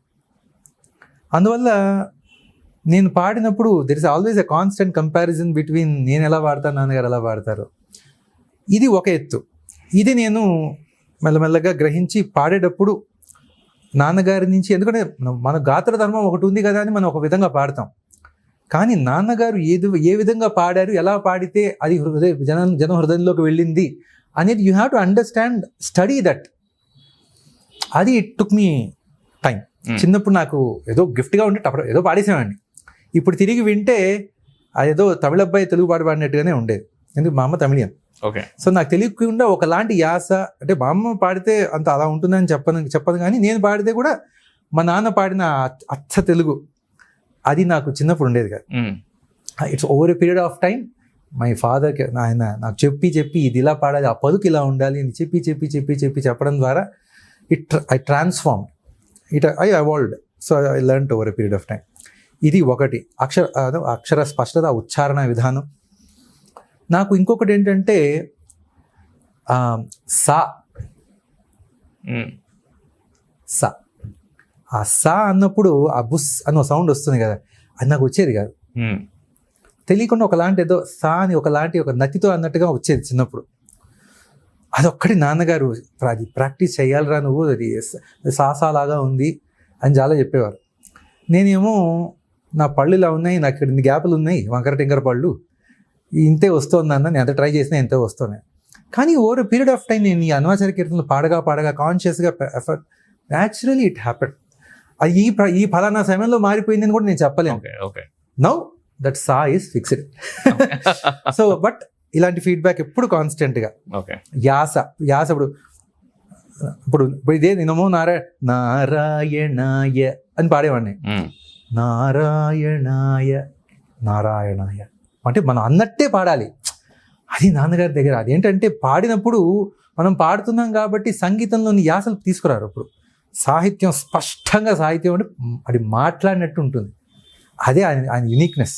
వై ఆయన పాడితే ఇంకెవరు పాడినట్టు ఉండదు, ఆయన పాడితే అది వెళ్ళిపోతుంది, అది మనసుని పట్టేసుకుంటుంది. ఎందుకు అంటే అదంతే. అది that is what we have to understand and learn.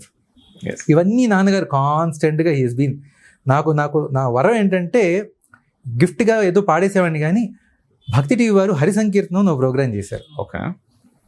128 ఎపిసోడ్లు. ఆయన గురువు, నేను శిష్యుడు. సో నన్ను కూర్చోబెట్టి వచ్చిన పాట అయినా కొన్ని రాని పాటలు ఆయన చెప్పడం, ఆయన తర్వాత నేను పాడడం. అప్పుడు తోమారు నన్ను పట్టుకొని. బాగుంది. అక్కడ లైవ్ లో on camera used to fix me. అక్కడ పూర్తిగా ఇలా పాడాలి. వేడుకతో వీడే విశ్వక్సేనుడు. ఆ విశ్వక్సేనుడు ఉంది. విశ్వక్సేనుడు నువ్వు ఎలా అయినా పాడచ్చు. అని పాడేస్తారు ఎవరైనా కావాలంటే, సంగీతం పెట్టేసారు. ఆయన ఆ అంటే విశ్వక్సేనుడు, దాన్ని విశ్వక్సేనుడు అంటే ఆ నోట్స్ కూడా అక్షరాన్ని ఏమాత్రం దెబ్బతీయకుండా స్వరం, పొడి స్వరం. ఆ పొడి స్వరం అనేది నాన్నగారి సంగీతంలో బాగా కనిపిస్తుంది. ఎందుకు అంటే అక్కడున్న పదాన్ని హ్యాండిల్ చేసే దానికోసం ఆ పొడి స్వరాలు బాగా వాడతారు. అది ఆయన బ్యూటీ. ఇవన్నీ నన్ను ఆ హరి సంకీర్తనలో బాగా. So that helped me a lot. ఇంకా లైవ్గా రికార్డింగ్లో బోల్డ్ లైవ్ అప్పటికప్పుడు బాగా చాలా ఎన్నో ఫీడ్బ్యాక్లు. ఏమంటారు, ఆయన కొంచెం కఠినంగా చెప్పేతో కొంచెం కోపిష్టి ఇవన్నీ చెప్పేవారు. నేను కొంచెం తిరగబడే టైప్ రెబెల్. సో మేము ఎన్నో గొడవలు వేసుకుని రికార్డింగ్లు పూర్తి చేసిన సందర్భాలు అవన్నీ చాలా మెమరీస్ నా. అంటే అంతా అయిన తర్వాత మళ్ళీ లాస్ట్లో అని మళ్ళీ హీ సాటిస్ఫైడ్. సో అందువల్ల. కానీ నాన్న చాలా రేర్గా ఒక పాట పాడినప్పుడు అది ఎవరికో వినిపిస్తూ ఎంత బాగా పాడాడు తెలుసునా నా ఎదురుకుండా అన్నారు. ఐ వాజ్ టేకెన్ అబ్యాక్, లైక్ ఏంటి నాన్న నన్ను పొగుడుతున్నారు ఏంటి అసలు అని. ఎందుకంటే ఎప్పుడు నన్ను పొగరు, బాగా పాడా, బాగుంది అంతే. లేకపోతే అక్కడక్కడ కొన్ని ఉన్నాయి, అవి కొంచెం బాగా ఇలా చెప్తుంటారు. లేదంటే ఏమైనా వెరీ టెక్నికల్ ప్రాబ్లమ్స్ అయితే నీ ఇలా కూర్చొని ఇలా దీని గురించి వర్క్ చేయి, ఆ సా ఫిక్స్ చేసుకో, ఇలా పలకాలి, ఇవన్నీ చెప్తూ ఉండేవారు. కానీ అలా ఓవర్ పీరియడ్ ఆఫ్ టైం కొన్ని రికార్డింగ్స్ నేను పాడిన తర్వాత ఆయన చాలా ఆనందపడిపోయి నేను పాడిన కీర్తనలు నాకు చాలా ఇష్టం ఈ పాట అని. రాముడిదే లోకాభిరాముడితడు, గోమున పరశురాము కోపమార్చెనటరే రాముడిదే అని ఒక అద్భుతమైనటువంటి హనుమాచార్య కీర్తన నాన్నగారికి చాలా ఇష్టం. ఇది నా గొంతులో రికార్డ్ అయినటువంటి పాట. అలా ఎట్టున్నదో నీ చిత్తమెదురాడని వెరతూ గట్టిగా హరి నీ మాయ కడవగరాదు ఎట్టున్నదో అని ఒక పాట ఉంటుంది. అది సాహిత్యం కూడా నిత్సపతి తులజూచి నేను సంసారినయ్యుందు అచ్చపు సన్యాసుల జూచి అటువలే నయ్యేనందు హెచ్చి మెచ్చి వచ్చితేను ఎక్కడి గొడవ అందు ఇచ్చట నిశ్చల బుద్ధి నేనెందుగానను. అది మనకి మన గురించి రాశాడా అనిపిస్తుంది అనివార్యంగా. అలా ఉంటుంది ఆ కీర్తన. How we get we lose our track. How మనం ఒక మెటీరియల్ ఏదో సంపాదించాలి, ఏదో సాధించాలి, ఏదో ఉద్యమంలో ఏదో సంపాదించాలి, ఏదో వి సమ్టైమ్స్ లూజ్ అవర్ పాత్, మనమే మిస్ అండ్ దెన్ అందుకే మనకి ఈ సంగీత జ్ఞానం ఉండడం అనేది, సాహిత్యం, భక్తి అనేది అదృష్టం ఏమిటంటే it keep pulling you back and keep you on track. ఈ పాట నాన్నగారు ఎంత బాగా పాడాడు తెలుసా అని నా ఎదుర్కొండా అన్నారు. అలా అసలు నాన్నగారు నన్ను పొగడం అనేది నేను ఊహించాను. అలా 2023లో కూడా నేను నాద నీరాజం పాడాక చాలా బాగా పాడేవరా అన్నారు. అలా very rarely use to say. Super. So ఎందుకంటే నేను కూడా over a period of time I'm maturing, I'm learning, I'm also evolving and becoming a better singer అని ఆయన కూడా నన్ను చూస్తూ ఉన్నారు. కాబట్టి ఇంకొకటి, నేను ఇండియాలో ఉన్నప్పుడే కారు ఒక కొనడం చాలా వరం. పొద్దున్నే అంటే జస్ట్ నాన్నగారి ఒక 300-400 పాటలు ఉండేవి. ఆ డ్రైవ్లో జస్ట్ రన్. నేను ఎక్కడికి వెళ్ళినా ఆ పాటలు రన్ ఉంటుంది, దాంతోపాటు పాడుకుంటూ వెళ్ళేవాడిని. అది పాడి పాడి పాడి ఆయన పాడినట్టే ఆ భాష కూడా వచ్చేసింది. So it's all part of journey. We're all made differently, అంతే కదా. We're all grown up differently, but we'll become what we are. We will get shaped by the experience and ఇవన్నీ ఆ అనుభవం అనేది మన అనుభవాలు అవి మనల్ని షేప్ చేస్తాయి. ఎస్ అండి. ఫైనల్గా ఒక్క 3 ప్రశ్నలు. వెంకటేశ్వర స్వామిని అన్నమయ్య కీర్తనల ద్వారా నాన్నగారు నాకు పరిచయం చేశారు అని చెప్పారు అన్నారు మీరు, రైట్? అండ్ మీరు, ఎందుకంటే మీరు కూడా నాన్నగారి కారణం చేత మీరు తిరుపతిలో పెరగడము అండ్ స్వామివారికి చాలా దగ్గరగా పెరగడం, కొన్ని కోట్లలో ఒకరికి కూడా రానటువంటి అద్భుతమైనటువంటి అవకాశం మీకు వచ్చింది, అదృష్టం వచ్చింది. సో వెంకటేశ్వర స్వామిని నిర్వచించమంటే మీరు ఎలా నిర్వచిస్తారు?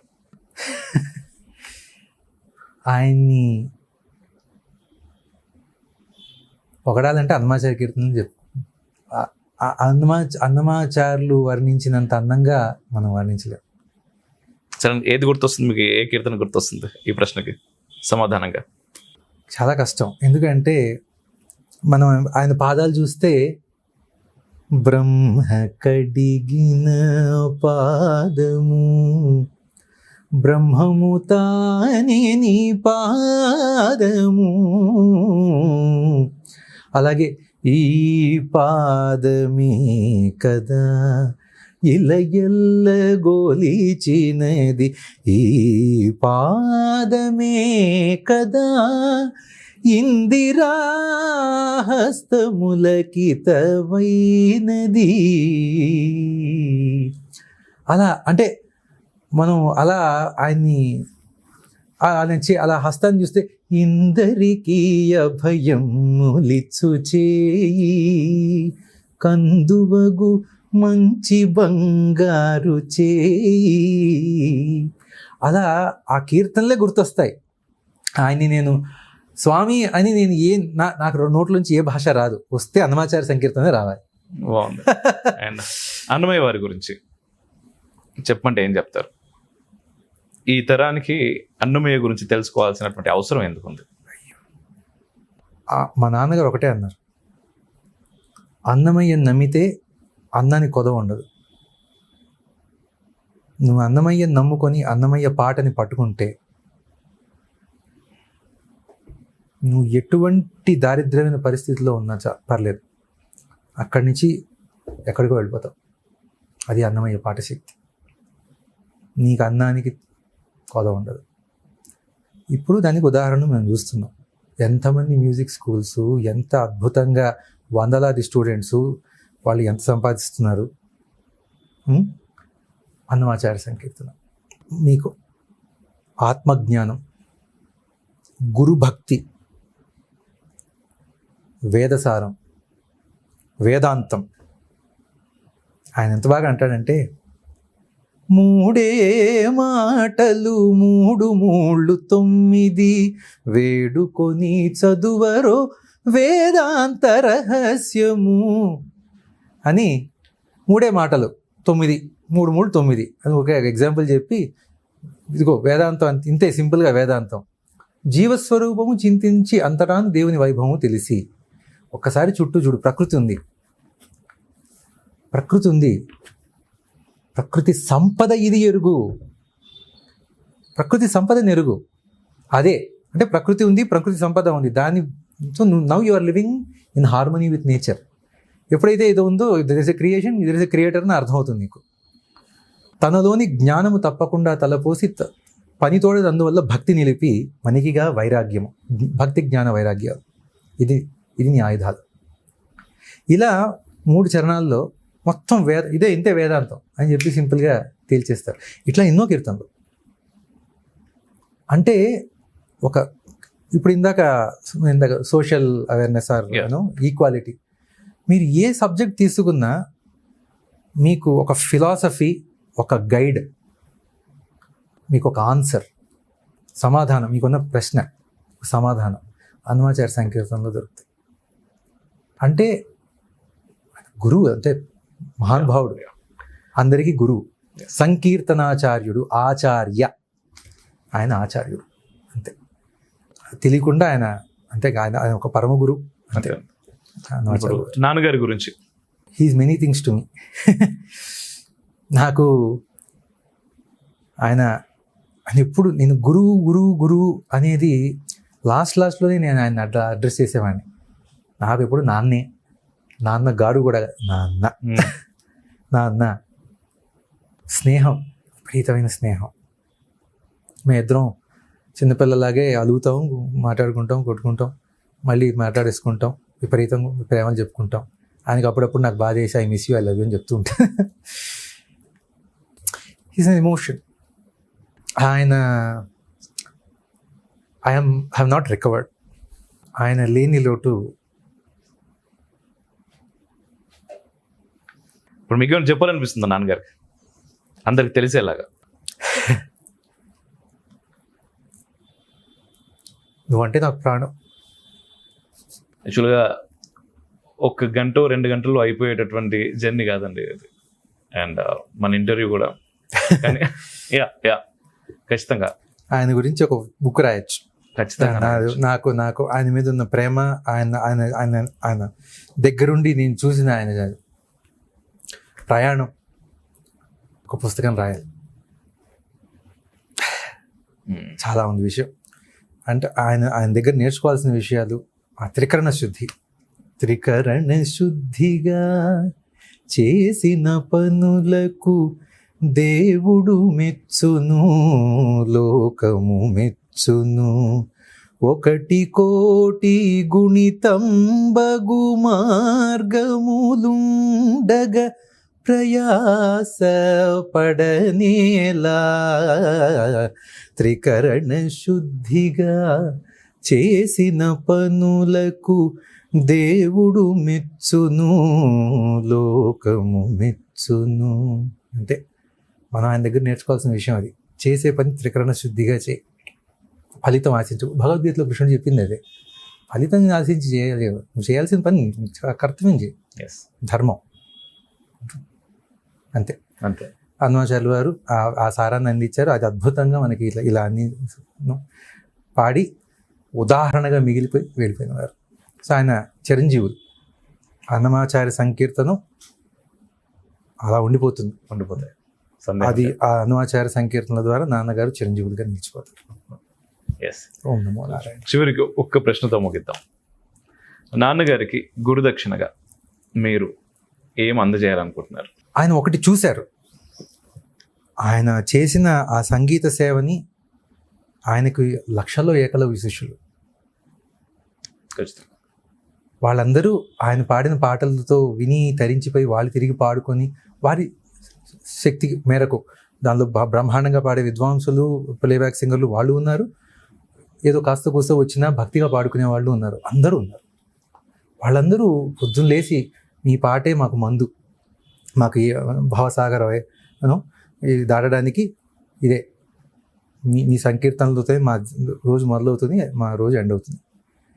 అవన్నీ విన్నారు. దానికి మించిన సత్కారం లేదు. ఇవన్నీ చూసిన వారే. దీనికి మించిన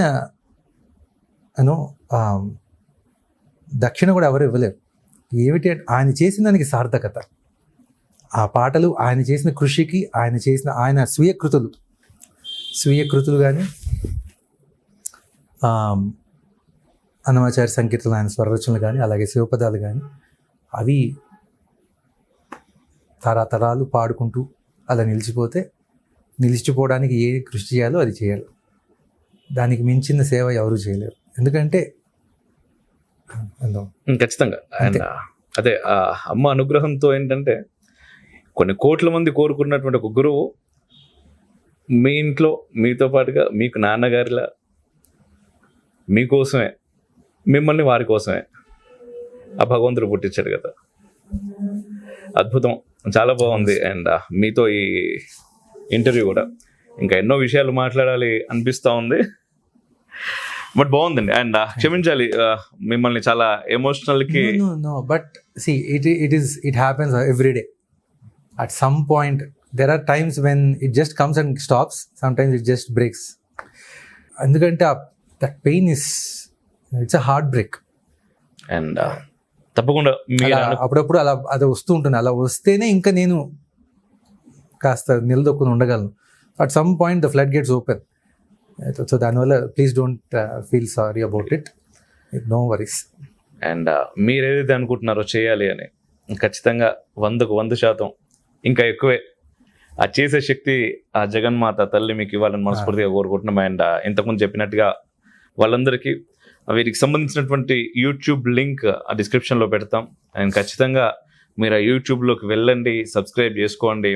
వారు చేస్తున్నటువంటి సేవ ఎవరి కోసమో కాదు, అవసరం లేదండి. ఒక విషయం చెప్పాలంటే ఈరోజు మనం చూస్తున్నాం, నార్మల్గా ప్రపంచం ఎట్లున్నది అని మనం చూస్తున్నాం. మా నాన్నగారు ఇది చేసిరు కాబట్టి నేను ఇది చేయాలి, లేకపోతే మా తాత ఇది చేసిండు కాబట్టి నేను ఇది చేయాలి, ఎందుకు చేయాలి, వాళ్ళు ఉన్నారా అని ఆలోచిస్తున్నటువంటి సమాజం మనకు చుట్టే ఉన్నది. మనం ఎక్కడికో చూడాల్సిన అవసరం లేదు. ఒకసారి ఇంటి నుంచి బయటకు పోతే అప్పుడప్పుడు ఇంట్లో కూడా కనబడతా ఉంటారు అట్లాంటి జనాలు. అట్లాంటిది ఇక్కడ నుంచి కొన్ని వేల కిలోమీటర్ల దూరంలోకి వెళ్ళి అక్కడ అద్భుతమైనటువంటి ఉద్యోగాన్ని చేస్తూ సంపాదించే అవకాశం ఉండి పూర్తి స్థాయిలో అక్కడే తన సమయాన్ని వెచ్చించకుండా తిరిగి నా సమాజానికి ఏదో చేయాలనేటటువంటి ఒక సంకల్పంతో అక్కడ ఉండి చేస్తున్నారు. ఇక్కడికి వచ్చి ఎంతో చేయాలనుకుంటున్నారు. అండ్ ఎవరి కోసమో కాదు, మన కోసమే. అన్నమాచార్యుల వారి సంకీర్తనల్ని వారి నాన్నగారు ఎలా అయితే మనకు అందజేశారో వాటి సాహిత్యపు విలువలని మనకు తెలియజెప్పేటటువంటి ప్రయత్నం వీరు చేస్తున్నారు. ఖచ్చితంగా ఎందుకు సాహిత్యపు విలువలు మనకు తెలవాలి అనే విషయం ప్రత్యేకంగా మళ్ళీ నేను చెప్పాల్సిన అవసరం లేదు. త్రూ ది ఇంటర్వ్యూ దాని చుట్టే మనం తిరిగినాం. ప్రతి కీర్తనలో కూడా ఈరోజు మనకు అనేక ప్రశ్నలు వస్తాయి. ప్రతి ప్రశ్నకు దానిలో సమాధానం దొరుకుతుంది. అందుకోసం మనం చెప్పలేం కాబట్టి అట్లా తెలిసిన వాళ్ళు చెప్తే మనం నేర్చుకొని మనం తెలియజెప్పే ప్రయత్నం చేయాలి. కాబట్టి ఖచ్చితంగా మీరు వారి ఛానల్లోకి వెళ్ళండి, వారు చేస్తున్నటువంటి కృషిని గమనించండి. ఫ్రీగా నేర్పిస్తున్నారు, నేర్చుకుందాం. అండ్ చాలా ధన్యవాదాలండి. మరొకసారి చాలా సంతోషం. నారాయణ.